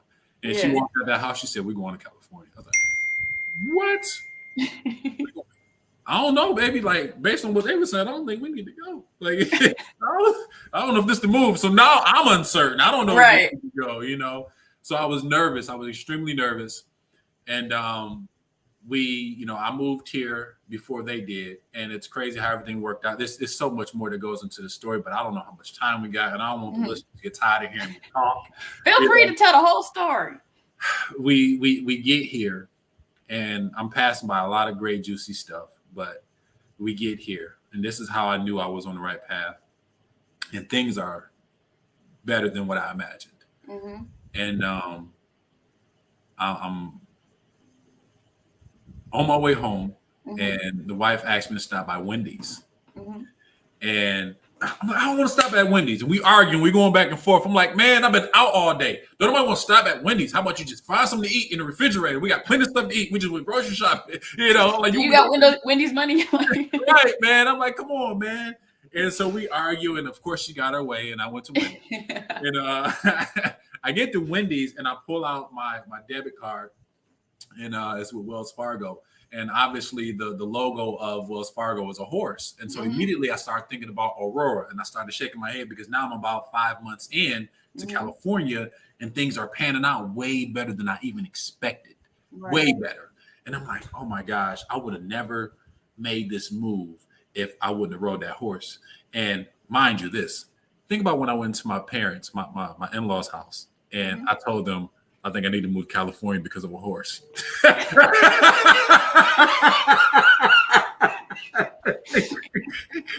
need to see a man about a horse. I need to go see a man about a horse. They're like, dude, if you don't get out of here, like, I'm like, come on, man, it's spiritual. Like, y'all got to follow me here. Like, check me out. Like, come on, be right here. Come on, right here.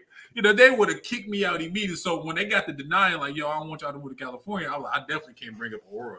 I'm having a conversation. They're going to think I'm crazy. Right. And so I look at my Wells Fargo card. I'm like, man, look at this horse on this card. This is amazing. Like 5 months in, and things are so far ahead of what we projected. And I'm actually having that conversation with my wife. And so I pay for the food. Mm-hmm. And after I pay for the food, I get the receipt. And check this out. I got a copy of the receipt. I don't know if you can see this. Okay, let's get this light together. Mm-hmm. Oh, no, you can't see it. That sucks. There we go. I see it. Look at the cashier's name. Aurora. Isn't that crazy? Yeah. That is wild. The cashier's name is Aurora. Look at the date. I can't lie. The date is 2015. Yes. 2015. I cannot make this up. And I'm a guy that loves numbers, and you know, at this point, it's kind of become, you know, a cliche. But I love numbers, and I see my birthday all the time, 5/14, and the time on the clock was like 4:15, and so you see Aurora, and then my mother's middle name was on there, Elizabeth, and I'm like, this is a sign that I'm on the right track and I'm going in the right direction. And so, you know, my wife, she's like, my gosh, that's crazy. How is that even possible? So for me to be in the middle of that thought that none of this would be possible, I would not be on the West Coast if I wouldn't have received that sign from that woman who was clearly spiritual and knew that I would connect with that horse like that. It even seems crazy now, even thinking about it. I wouldn't be here if it wasn't for Aurora. And the fact that the cashier's name is Aurora after I'm literally having the thought was just kind of crazy, man. And so that's the gist of the Aurora story. So can I ask, like, what made you move? Like, I don't know nothing about music, so this might make sense. But what made you move to the Bay instead of LA? Absolutely, because I had a partner here. My best friends, who actually just called me. It's funny, right on cue. He lived in the Bay, right? And I didn't know anybody in California. I had no idea. And so he had developed a network of friends and stuff like that out here. And I'm like, all right, cool. So I came to the Bay, you know what I'm saying? That's the only thing that I knew. Yeah.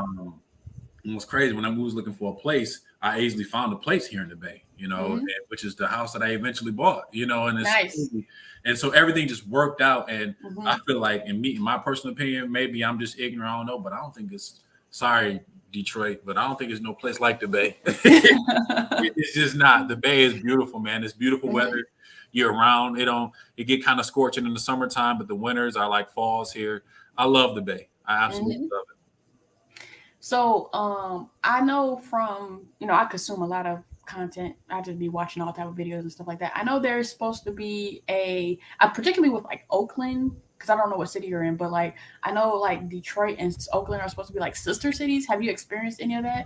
You know what? That's so funny you said that. So they say the Bay and Detroit are cousins, and that's Yeah. so true. So um, I didn't really go to Oakland like that until Mm-hmm. like maybe 2 months down the line. Mm-hmm. Oakland is about 45 minutes away from me. And when I went to Oakland, I was like, yo, are we in Detroit?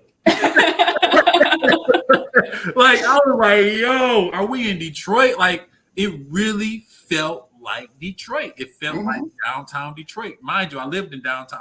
I lived right off of Woodward and Grand River. Mm-hmm. It felt like downtown Detroit, and it had the soul food restaurants down there. Mm-hmm. It was the most black people I had seen. I'm like, yo, I feel at home. So Right. it is very like the first time I went to Oakland, I never forget the feeling like, yo, I feel Oh like man, I can't. Oh, I've been to San Francisco, but I haven't really been to Oakland. and they're two completely different places. San Francisco and Oakland are like night and different, just night. I've heard. Night and different. And I'm not taking anything because I love San Francisco, but when it comes to like Detroit and Oakland, they're one and the same. Nice. So now can you talk about like Infinite Audio and what kind of you do with that? Infinite Audio, we have two different divisions, two different areas of focus. One area of focus is something that you do, right? We provide music for podcasts and YouTube and social media. And then also there's like different videographers that I provide music for that put music on their videos. A lot of different realtors that put music on their videos. A lot of different wedding photographers and videographers that have music on their videos. And so we provide music for that. And then the other focus for Infinite Audio is TV and film and commercials and trailers, so on and so forth. And so with those two focuses, there's kind of a different approach because you structure the music differently. Yeah. On the podcast and social media and videographer side, the music is a little bit more repetitive, right? Okay. And more simplified because you're just trying to get across an emotion and a constant feeling. Right? Yeah. A lot of times the music is going to be low anyway. Okay. You're right. But you want somebody to be able to like, I'm feeling this podcast, but I don't really know why. Like, music, like, yeah, I like that, Yeah. So, but with film and trailers and TV, right? You have to kind of put yourself in that position and really pull out all the emotion in that particular scene. You see what I'm saying? And so the song structure is so much more different because a lot of times it's not the same. It's almost different every single time, depending on what you're doing and what you're working on. Yeah. So that's what keeps me really inspired because whenever one genre or one way of doing music kind of gets stale, there's so many different other sectors that you can dabble in and just reignite that inspiration or that feel. And it seems like once you bounce around a little bit, there's nothing new up under the sun. So you can kind of merge a few things, some that you learned over here that you can bring over here and implement this that people will appreciate. You see what I'm saying? And, those are the two different sectors. And as of right now, I'm working on 4 projects. One is a pop project, one is an R&B project, one is a cinematic and scenes, more like a score project, a hip hop project. Working on these 4 projects. The guys that are working on these projects with me is David Ethington, Leroy Redman, Isaiah Gibson, and then my boy Brian, just actually Obi-Wan, one of my good friends who was actually part of Legacy. Nice. And so he reached out to me recently and we are creating these 4 albums for placement. And I have to admit, this is some of the best music that I've ever created. I am really, really, really, really excited about the ideas that we're coming up with because if the world heard anything that I've produced previously and where it's landed and thought that was awesome, I cannot wait until they hear the things that are coming out through these speakers right now.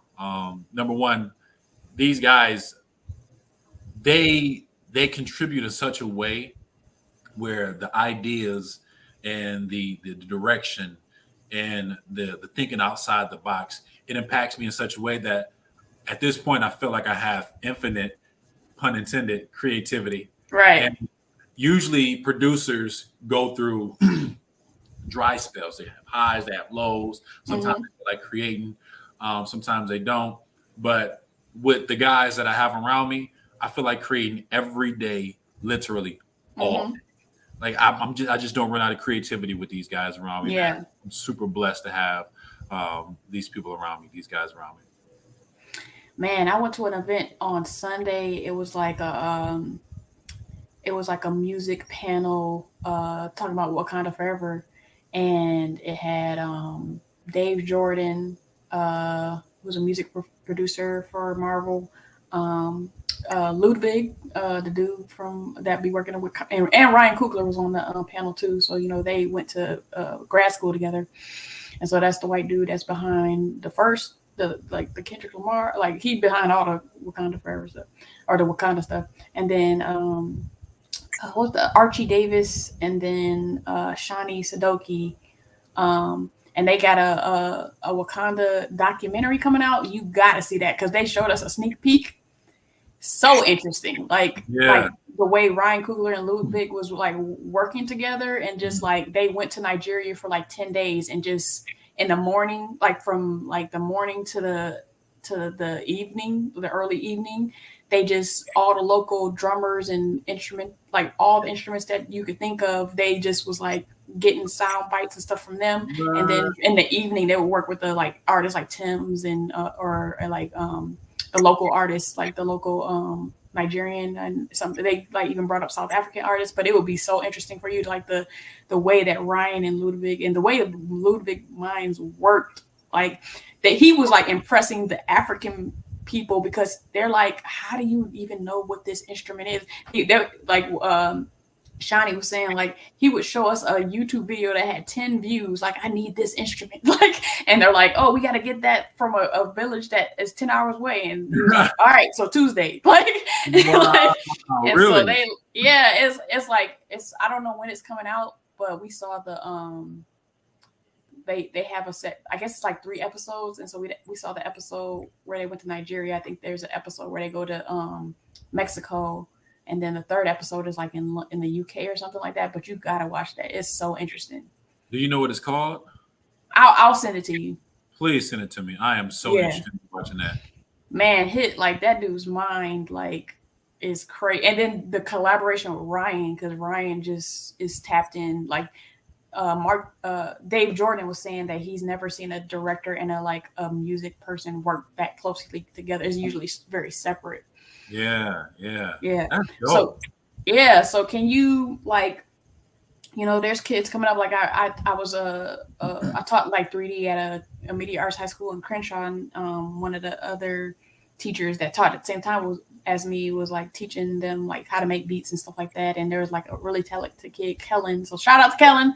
But like what would you say to like the kids coming up that are only thinking about making beats maybe for rap songs or something like that? What could they be doing right now to tap into what you're doing?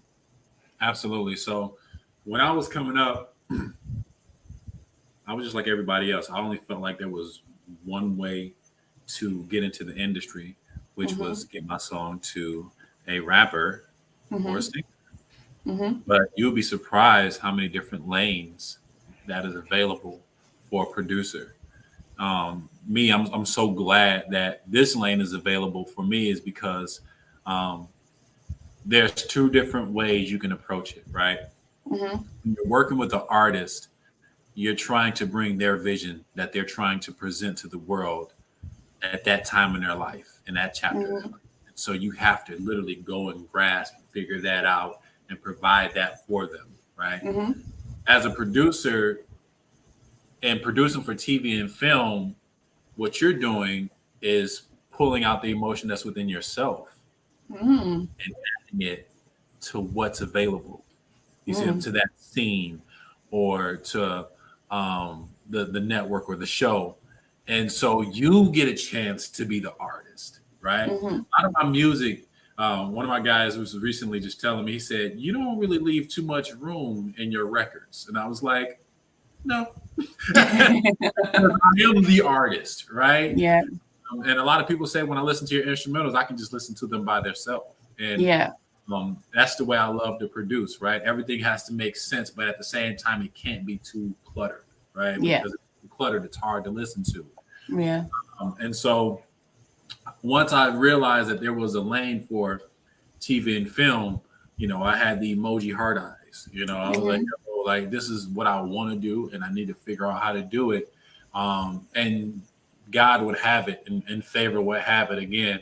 I would get reached out to in that regard by Chris. You know what I'm saying? It opened up my eyes to that whole world of TV and film, and it's literally endless opportunities. If you look at anybody that's listening to this as a kid that's trying to get into the business, look at how many artists there are.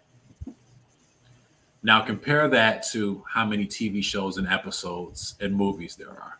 Right. The numbers dang near quadruple. I don't know. The biggest number you could. The number is infinite. Okay. Right. You're right. Infinite. Like there's so much content out there that needs music, and it needs quality and good music, right? And there's literally a lane for everybody. When I say there's a lane for everybody, there's a lane for everybody. Because before I got into the business, there was things that I would listen to that was being placed on different TV shows or on Sports Center or wherever, where I'm like, I'm pretty sure I can do that. Yeah. Right? And then there's things where I'm like, yo, I got to learn how to do that. Like, right. I'm going to make it, right? So there's a vast amount or a large margin of different skill sets and abilities and genres, right? And you can be if you're truly aligned with your calling, you're always going to be in the right place at the right time, at the divine right time to do what you're supposed to do, right? Yeah. So this world of TV and film, I couldn't ask for anything. I really couldn't ask for anything better because I'm doing exactly what I love to do, and it brings me so much joy. And it's so beautiful because I know I'm within my calling because my friends, they literally come over to the cave just to sit and watch me create. Right. That's part of some of my guys' days. Like, hey, what are you doing? You in there creating? I'm like, yeah, I'm creating. You don't mind if I come to the cave and like just sit and watch you do your thing, do you? No, I ain't tripping. All right. So they'll come and sit and watch me for hours, just create. And then, all right, man, I'm about to go home and get the girls. I'm like, all right, for sure. You know what I'm saying? Like, that's how you know you're doing what you're supposed to be doing is when you draw people in and they're fascinated with what you truly do, right? Because just because you're good at something don't mean you like doing it. You see what I'm saying? Just because you're good at something don't mean you like doing it. And when you're good at something and you're in love with doing it, it's orgasmic. It's truly it's truly a beautiful and wonderful and pun intended marvelous feeling. Yeah. Man, to be honest, like I got good grades, but I didn't like most. Like I liked math, and I ain't really like science like that. I ain't really like history like that. I ain't really like English like that because in English you got to write a lot, and I was very straight to the point. Like I'd be writing papers like, okay, the paragraph I said all I needed to say. Like how I'm supposed to get 5 pages, but I still got good grades. But it was just like, and then I discovered after getting a degree, I was like, oh, I like learning. I just don't like getting a grade for it. So I love science now, but I just don't need to be getting a grade for it. That's crazy how you can relate to that because leave it to me, I thought you freaking loved all the text in the textbooks. No matter what textbook it was, I felt like you loved everything. Now I do. But getting I got good grade. Like I was never a straight A student. Like I got A's and some B's. But because people will be like, oh, you get straight A's. I was like, I don't actually get straight A's, but I am smart and I do get good grades. But I didn't like science. Like I like chemistry because it was math. And I like math. Yeah. Easily one of the smartest people I know, hands down. Easily, vibrato. I gotta like section out this clip and like send it to Miss Poye because she's my Facebook friend. So like, oh yeah, she's one of my favorite. Her, Miss Knight, Miss Pachota. Yeah, Miss Knight is my Facebook friend. Like, I was a teacher's pet. Oh my gosh, I was a teacher's pet. I was the teacher's pet. Boy, I made sure I stayed up under a teacher's armpit. That's what that nigga can bump up your grade. That wasn't good. Hey man, hey, any missing assignments, baby? I know I was good. Miss Pachota, I forgot. Sorry. All right, DeMarvelous, let's do it right now. You cannot go to practice until you do this assignment. Okay. Strategic. You early with the network. I'm gonna ask you about the networking, but just a comment, like, because you were mentioning like music being cluttered, and I remember watching like a YouTube video, and I'm not in music, but I'd be just watching everything. But it was like this they was playing like the Christian music. It wasn't gospel, it was the white people, it was the Christian. And he was talking about how like young people, particularly like drummers, like they want to fill everything up and they try to be impressive and stuff like that. And he was talking about how in a service, like a church service, you can make like the mountains move with just like, if you a perfectly placed, like bam. And if you put it in the right place, you can make people go off. And so he was like, you can tell people are young by how cluttered and like how much they try to, whether it's like the keys and all that stuff, but you could tell how experienced somebody is. Like they can do minimal stuff and still have the same impact. 100%. So I'm so glad that you even brought this up. You are amazing. You do your research. You ask all the good questions. Like I am enjoying myself on this interview. You hear me? There's so much I can pull from and talk about, but it's right in the wheelhouse of music arrangement is just as important as music production. Music and choosing the sounds, right? The arrangement of those sounds is just as important, right? Because you have to find that balance where you keep the listener interested, but not confused, and keeping them guessing like what's going to come in the next 4 bars, what's going to come in the next 4 bars. And then you got to put drops in there that they're not expecting. You got to put different sound effects in there, and you got to keep them interested, right? Because if it's boring, they're like, all right, I can do without. You see what I'm saying? And so arranging a piece of music is just as important as creating the piece of music. In arranging music, you have to know what goes with what, right? Because I may have the foundation of a record done, right? Then I'll start adding different things. I might add a synth, I might add a lead, I might add piano, I might add bells, I might add strings to the foundation.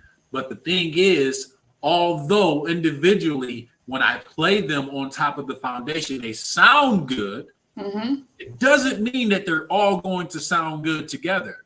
So you got to figure out the clicks, so to speak. You got to figure out the grooves in the music and what sound good with what. When to break the beat down, when to allow the strings to sound good with the piano. Because in the piano sound good, how you played them, so they just mesh well. You see what I'm saying? And so arranging music is just as important as, I know I keep saying it over and over again because I really, really want to drill it through people's head that does a lot in music and don't know how to separate it and just want to lay everything in at the same time. And the listeners be like, yo, I'm straight. I don't even want to hear this anymore. You know what I'm saying? Like, it's important that you understand what sounds good together and how it flows, and keeping the listener guessing, because there's a lot of things that I create and produce where I probably use one sound one time just because it fit perfectly right before the verse drops or right before the hook. Like I use a guitar a lot in my music, and sometimes I do one lick, and that'd be it. But it worked for that part, and it kept the listener happy. You see what I'm saying? So arranging your music is just as important in music creation. Yeah, it's funny. Like, is it Manny Fresh that was talking about the breakdown of, like, you know, Cash Money taking over for the 99 2000s, and he talked about the violins in the beginning, and people was like, "There's violins," like, because everybody just runs to the dance floor to dance. They're they're like, oh, he was arranging it and stuff. Yeah. And then because it's a lead up, right? That yeah. Doom, bloom, bloom. That means run to the dance floor. And right. I mean, I'm giving you time to get there. I'm giving you time. I'm giving you time to get your back together. And then an interesting thing from the panel that I was at on Sunday, like Ludwig was talking, because somebody was asking him about this Hispanics. No, they was asking him about something, and like the underlying of Rihanna's song "Lift Me Up," he was like, there was a piece of that from a song in the first Black Panther where you know, T'Challa does the heart shape, takes the heart shape thing and goes, and he's like a little boy and talks to his father. He's like, there's like a little piece in that scene where we were trying to figure out how to put it in other scenes and we couldn't figure it out. So he was like, I took that and like put it in Rihanna's song, and that's the crux of the Rihanna song. And it's like, he was like, it was always in the back of my head. Like, I wanted to use that. That's what he used for Rihanna song. Wow. Music is so powerful and how you can just implement it in different things. Speaking of music, so I got a song I just created called I Love You. And I pulled from 3 different places. I pulled from Prince, what's the song? Do Me Baby. I love that song. Tupac also sampled that song to Live and Die in LA. And then also pulled like the from Computer Love, right? Oh yeah. I know you're probably wondering like, how in the world you take that and put it with this? And like, I believe in you. Yeah, I know. Thank you for believing me. My boy Dave Ethington played live bass on the record as well. And it's very 80s inspired. And one of my partners, he came over and I was playing a bunch of music for him and he was going crazy. Again, I'm telling you, like, this is some of the best music I've ever created in my life.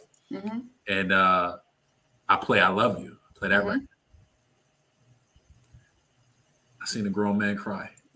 Nice. That was the first time that ever happened to me. Like he really had a moment. Like he literally started. Like first he was listening to the record because he was up, moving around. He was grooving to it. Everything I was playing, like he doing his thing. He's from Oakland, so he doing his dance. You know what I'm saying, from the Bay. And then like I play I Love You record, and all of a sudden he just get real still, still, and he get real small. His body just went like this, and he just kind of went down. I just seen his head going like this, and I'm looking out the corner of my eye. I'm like, is he crying? Is he crying right now? Like, I'm like, I gotta look, and I looked, and it was just tears coming down his eyes, and I was like, yo. And I just stood up and I dapped him up. I gave him a hug. I'm like, yo. And he's like, yo, this song is just pulling out so many emotions. It's been a very emotional, in a good way, time for me. You know what I'm saying? This song is making me think about the love that I have, not only from the universe and God, but it's making me think about the love that I have for my daughter and the love that I have for my wife and how lucky and favored that I've been in my life. Like, this song is literally making me think about all those things. You see what I'm saying? And it just took one piece from a song that inspired all of that evoked that emotion, because I always wanted to play Do Me Baby. I love the piano in that song, right? And so I took it and made it my own. You know what I'm saying? And I just built around that idea. And that idea is that's probably one of my favorite records. But to see that he cried from that record is pretty dope. So it's amazing how one piece can just skyrocket some emotion. And just to call back, like, you now doing the stuff that Pastor Hornaday and all the people you grew up seeing, like you're evoking the same emotion that they were. Where y'all get her from? You know how to connect the dots. She's a listener. Where y'all get her from? Exactly. Come on, Deborah. That's the emotion that I was getting from Pastor Hornaday and Dave Ethington that stirred up so deep in me. I'm able to do the same for other people now. And so to get that firsthand, it was priceless. It was absolutely priceless. So obviously, like with I can see it like with the teachers, you had networking down already. So like, what has been the importance of like networking and building relationships in your career? Man, where y'all get her from? I'm really glad that you asked this question. Like, I'm so glad that you asked this question. All right. A lot of people in this world deal with social anxiety. I'm not exempt. People will look at me and think that I am a chatterbox. Let me be honest with you, Deborah. I had to sit in silence and meditate before I got on this podcast. To be this comfortable, it took me about 10 minutes in silence to sit here to get ready because I've been a complete cluster buck, right? and just nothing would have made sense that I was saying. I would have been all over the place. It'd have been hard for me to put timelines to my stories. Yeah. Because of the social anxiety that comes along with speaking on the platform, right? Yeah. And the same social anxiety also comes along with when you meet people in the social environments. Yeah. And whenever I go into a crowded room, I immediately feel uncomfortable. Immediately. And people, my friends, they would never think that in a million years. They would never think that. Yeah. But what helps me so much, I don't know if this will work for anybody else. Love conquers fear. Remember that, because people can feel your energy.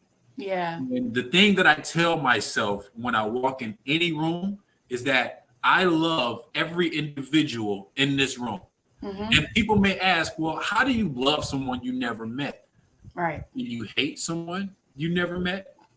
Absolutely. Somebody can walk in the room and be like, oh, their energy is weird. You never met them, haven't even said a word. They haven't even looked at you yet. You just looked at them, the head, the way they wear their hair, the way they walking with their shoulders. You're like, I hate his walk. I hate his shoes. I don't like nothing about this dude. You see what I'm saying?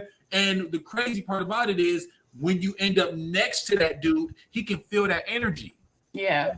Energy is as prevalent and as real as you and I right now. You see what I'm saying? Yeah. And so when I walk into a room, I tell myself, I love every single person in this room. When I'm talking to a person, I tell myself, I love this person that I'm talking to right now. I literally tell myself, because there's a different origin that you're working from when you're working from love. Yeah. You're not working from fear. You're not working from doubt. You're not working from, I'm trying to figure this out. You're not working from confusion. You're operating out of love. And we all know how love feels. Yes. You see what I'm saying? And so when you walk up to someone and you've already made up in your mind that you love them, you genuinely love them because they are a human and God made them. And they may be an ugly person in one way, shape, or form, but there's something about them deep down inside you love. And you're going to cling on to that. They can feel that. Yeah. And it's genuine. It's truly genuine. I don't just walk around saying I love people because it's going to make me feel better. Yeah. I genuinely love the person that I talk to because I'm going to be present in the moment and I love you, right? Yeah. And they can feel that love. And so what would probably a lot of my interactions with people that may be a little different. If I didn't have this philosophy, they would probably feel that I feel that they're a little different. You know what I'm saying? But deep down, I found the ability to find love, and love has truly changed my perspective on people. It's changed my conversation with people. It's changed the way I connect with people because I feel deep down inside I have lasting connections. People that I come across and that I meet, it's hard for us to actually disconnect. Because they know when they came across me, they came across DeMarvelous, this person was genuinely interested in my life, what I had going on. He wasn't political. He told me about what he had going on. And if he couldn't say something, he was like, literally, I can't speak about this right now. You know what I'm saying? But you knew I probably wanted to talk about it. Whatever the case may be, you know, I was genuine. Yeah. Right? So when you go in certain rooms and there's power in the room, there's threat in the room, there's gangster in the room, you know what I'm saying? There's dislike in the room. you feel all that. You feel that power, you feel that gangster, you feel that dislike, you feel that insecurity, you feel all those things. But you get rid of all that and just truly focus on love. And when you look at that person that may have the power, and you like, okay, I don't care how much power you have, but I love you at the end of the day. Yeah. Your conversation is going to say that. Yeah. The way you look at them is going to say that. The way you shake their hand is going to say that. The way you respond to them is going to say that. Like your energy is going to say that. You see what I'm saying? And that's the greatest thing I can tell people about connecting with people. Yeah. Like, I really have the ability to connect, and I understand that, right? And I don't take that for granted because I know that God has given me that favor of man, and I know that God has given me the ability to connect. And I never want to take anybody in life for granted. So I operate out of a space of love 24/7. Nice. I feel like, sometimes I've had all this growth over the years, and sometimes I'd be like, man, this is stupid because, humans be human, and I'd be all like, the time. I learned how to talk, and then people don't listen. And so, like, sometimes I realize how, like, my original self was onto something sometimes because there's like this dichotomy of people that like initially meet me sometimes where they're like, Deborah was the first person to talk to me, da da da da. And then there's other people like, oh, I thought you was rude or a B word when I first met you. And I feel like I've realized that because sometimes when I meet people, like I will be in spaces where I'm doing something else. So I'm not actually ignoring anybody. I'm just like in my own little world. And what I've realized is that sometimes the people who had that really great experience with me initially are really awesome people, and then sometimes the people that didn't have that great experience and what we eventually got through it is like kind of touch and go. So it's like, do I have like this internal energy where I just be like, my energy just be like, just give yourself resting bee face, and so that this person doesn't interact with you, because it's like, and sometimes I feel like God is protecting me from people 100%, depending on how I come off to them. And so, but another thing that I've realized is there's been, because I don't have social anxiety. I've always said I was quiet, not shy. Like I'll talk to anybody, but I just didn't have anything to say. And so something that I realized with some insecurities that I had, where I had these like this back and forth, like invisibility of like sometimes wanting to be invisible or sometimes thinking people didn't notice me. And so I realized in my adulthood that's like, that actually ends up being how you come off to people. So sometimes I would be very involved in the Urban League, and I would go to these conferences and I would see people that I met before, but I'm like, they don't remember me. Right. But what's actually coming off is that they think I'm being a B to them, and that I'm just ignoring them. I'm like, I'm actually not interacting with you because I just don't think you remember who I am. I know who you are, and I could come up to you and be like, hey, but you're going to be like, who is this person? Right. And so I realized that insecurity was actually projecting that what I thought about them was what I was coming off projecting to them. And so now I'm like, okay, let me act like people remember me and like introduce myself so that I don't come off a certain way. Sometimes I'm the little man in the room. A lot of times I'm the little man in the room. And I'm always communicating with guys that probably are the big men in the room. And when I see them again, I know they don't remember me. I know the interaction, they probably don't even remember my name and what I look like. And so what I do in those situations, I'll be like, hey, hey, Tom, how you doing? Good, good. He looking at me. Right, like, I don't know you. Yeah, I know you. I'm like, man, I was like, man, I said, we met a couple of months over at, the TMB, conference. And you had told me X, Y, and Z. I just saw you, man. I just wanted to say what's up to you. I said, what you guys got planned for the weekend? And then I just move on. Yeah. And by the time that second interaction come around, now that face, he may not remember the name. Well, right not to remember the name, but and so that's what I always do when I know people probably don't remember me. I always reference back to, hey, what's up? I call them by name. I'm like, yo, we check, we met at the what's the name, blah, blah, blah. And then I just move on. I don't take a lot of people's time. Yeah, and then something that's lucky with me is that, I don't know, I don't get intimidated by people, which It's funny. I've had old coworkers that find me scary because I wasn't intimidated. Like there was like this conversation I was having in a meeting with an ex-military dude, and my other coworker, this white guy, was in there. He told my black female coworker, he's like, "Oh, Deborah handle him like she's scary," and I'm like, "He ain't nobody." Like, and so sometimes important people like respect me because I treat them like a human being. Like there's there are those people with the ego. But some people are like annoyed by the fact that you treat them differently. And like it's rampant in the animation industry, like combination of people with social anxiety, but also there's all these like legends in the animation industry, but people put them so high on a pedestal and then make them untouchable. And it's like they didn't put themselves on the pedestal. You put them on the pedestal. They're actually just a human being. 100%. And so even the people that I have on my podcast or the people that I reach out to, like I'll reach out to them like, "Oh, you want to go to lunch?" And they're like, "Oh my gosh." Like something that's crazy is like some people will see the pictures that I post and I don't post them for clout. I just like some of these people are actually my friends now. And they'll be like, "Oh man, you were with this veteran and this veteran, so many gems had to be dropped." And I'm like, we was just eating food. like they didn't drop no gems. Murder. That's all we doing.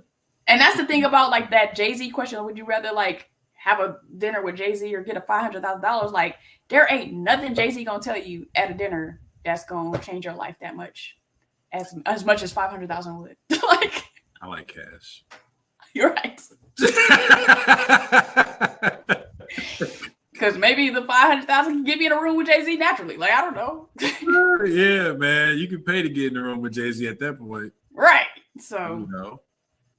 My last question is, if someone was producing a documentary about you, what things would you want them to highlight about your life outside of your work in music? Spirituality. I don't get a chance to talk about it much as I want to. I think before it's all said and done, I'm either going to write a book or I'm going to do a short film about all the spiritual experiences that I've had. Yeah. I literally document everything because when I first started experiencing the things that I experienced, and I would try to have a conversation about them, I seemed like I didn't belong in a straitjacket. Like, it's hard to explain it because it's a lot of things aren't tangible. They're the sequences of events that align in such a way that points you in a direction that you was already spoken to about in some way, shape, or form, right? And a lot of times it's hard to put that into words. And so when these things were happening to me early on and I'm having conversations with people about them, everybody's looking at me like I'm crazy. Yeah. So I said, okay, y'all gonna stop looking at me like I'm crazy. I'm start putting down the facts. And so every story that I have, every experience that I have, it's documented in one way, shape, or form. It's documented in whether if it's an actual document, whether if it's a picture, whether if it's witnesses, regardless of what it is, it's documented some way, shape, or form. Yeah. And so someone was to do a documentary on my life, soundtrack or something like that to my life, I would really, really, really, really, really, really want to highlight the spiritual aspect of it because it's the origin of as to why everything is happening in my life the way it is right now. You know, it was crazy, like, because I'm about to ask you like a question about that, but there's is it Think and Grow Rich by Napoleon Hill? Like, I remember reading one of the chapters. He has a chapter. It's a secular book, but he has a chapter on faith. And I was like, man, I've been in church all my life, and this is the most practical way to practice faith. I'm like, don't nobody ever teach you the practical. So like, are there like active behaviors or ways that you're tapped into the spirituality that, or is it just like you are more observant so you can see the connections? Oh my gosh, we can spend a whole episode on this. So I had the traditional faith and what I understood, where my mom and my grandmother taught me about the church, and they introduced God to me. Yeah. And as you grow older, well, I can't say as I grew older, and this is just my own opinion, this is my own outlook. I'm not speaking for the rest of the world. This is just my experience. As I grew older, I understood where we needed more evolvement. Yeah. I understood where there were still some loose ends, right? And so I understood where it seemed like a lot of information was being left out in certain areas, so on and so forth. And so I wanted to explore and truly get to know God for myself and develop that relationship aspect. And believe it or not, what started tipping me to the more spiritual side is I feel crazy saying it, but the movie called The Secret. It's actually a book. Yeah. So The Secret, when I watched it, it was like the most osmosis, supernatural, magical thing that I've ever seen in my life, because I'm like, yo, what they saying makes sense, but it don't make sense. Like, it's like, I don't know how real this is, you know? Yeah. And I was at such a low point in my life that what's the worst that can happen? Let me try these things. And so they talk about the power of manifestation and how do you manifest, right? They talk about visualization. They talk about vision boards. They talk about meditation.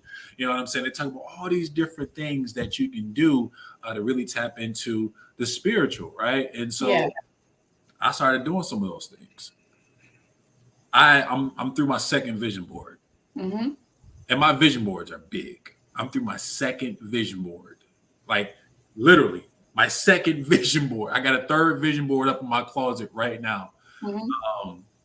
If I can talk about the things that I've manifested in my life through the power of spirituality, we'll be here for another 2.5 hours. Yeah. Right. But my starting point obviously was traditional church. And then I started to understand the universal laws that exist in this world. Yeah.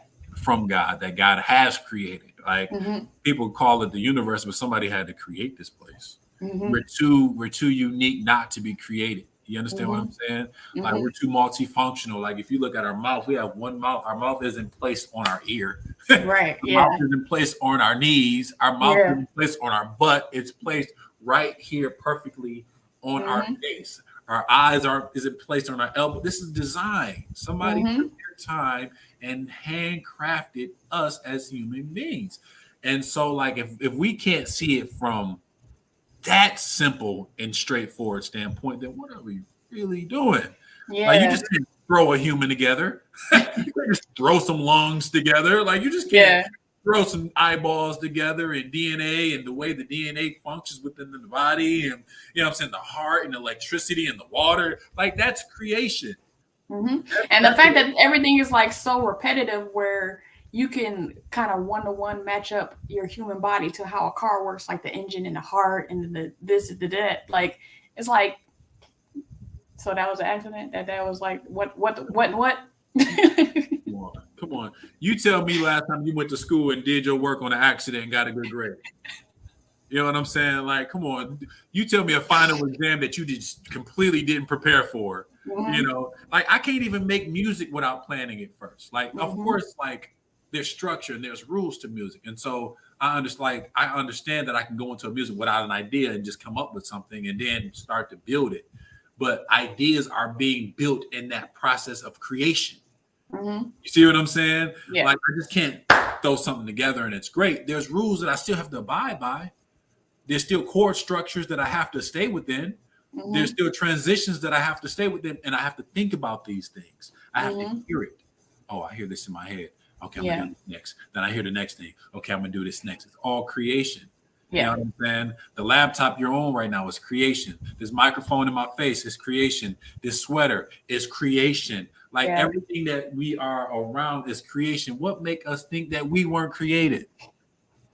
Come on. So when you understand that, all of a sudden you just start appreciating the creator. You have to. You just have to.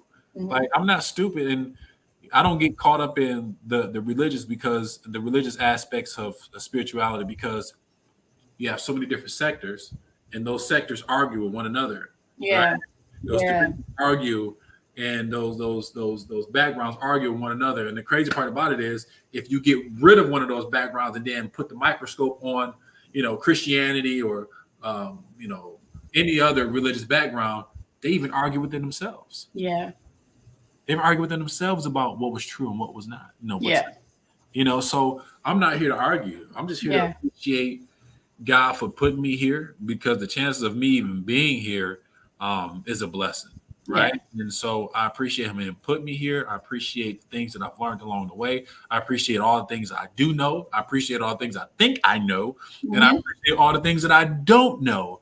I'm forever present, and I will always be grateful for God creating me to be the man that I am, because I'm forever growing, and I'm always going to give him the glory. Yeah.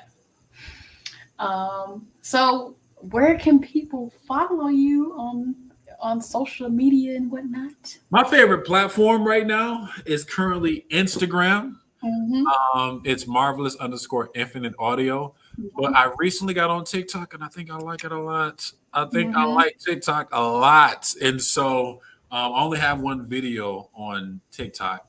And I got like 6,000 views on it. I know that's not like a big deal to TikTokers, but I mean, it's a big deal for a person that got one video. It is. And all my, like, there's no connections from my TikTok account to my Facebook or my Instagram account. And so like all those views were like super organic, and all the followers, which is not much. I think it's like 600. I'm not sure.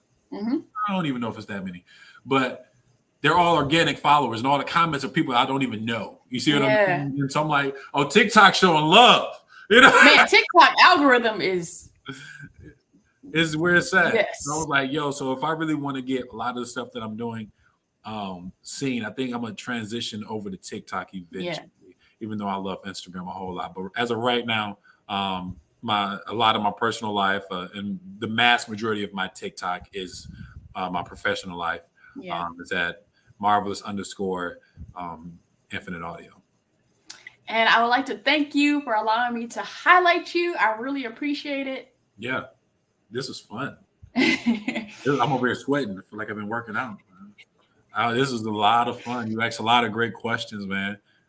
Thank you. And to everyone out there, I want you to like So I Know It's Real, comment and tell me how you feel, subscribe to Citadel, and sign up for post notifications to show your zeal. And I'll see you in the next video. Peace. Peace.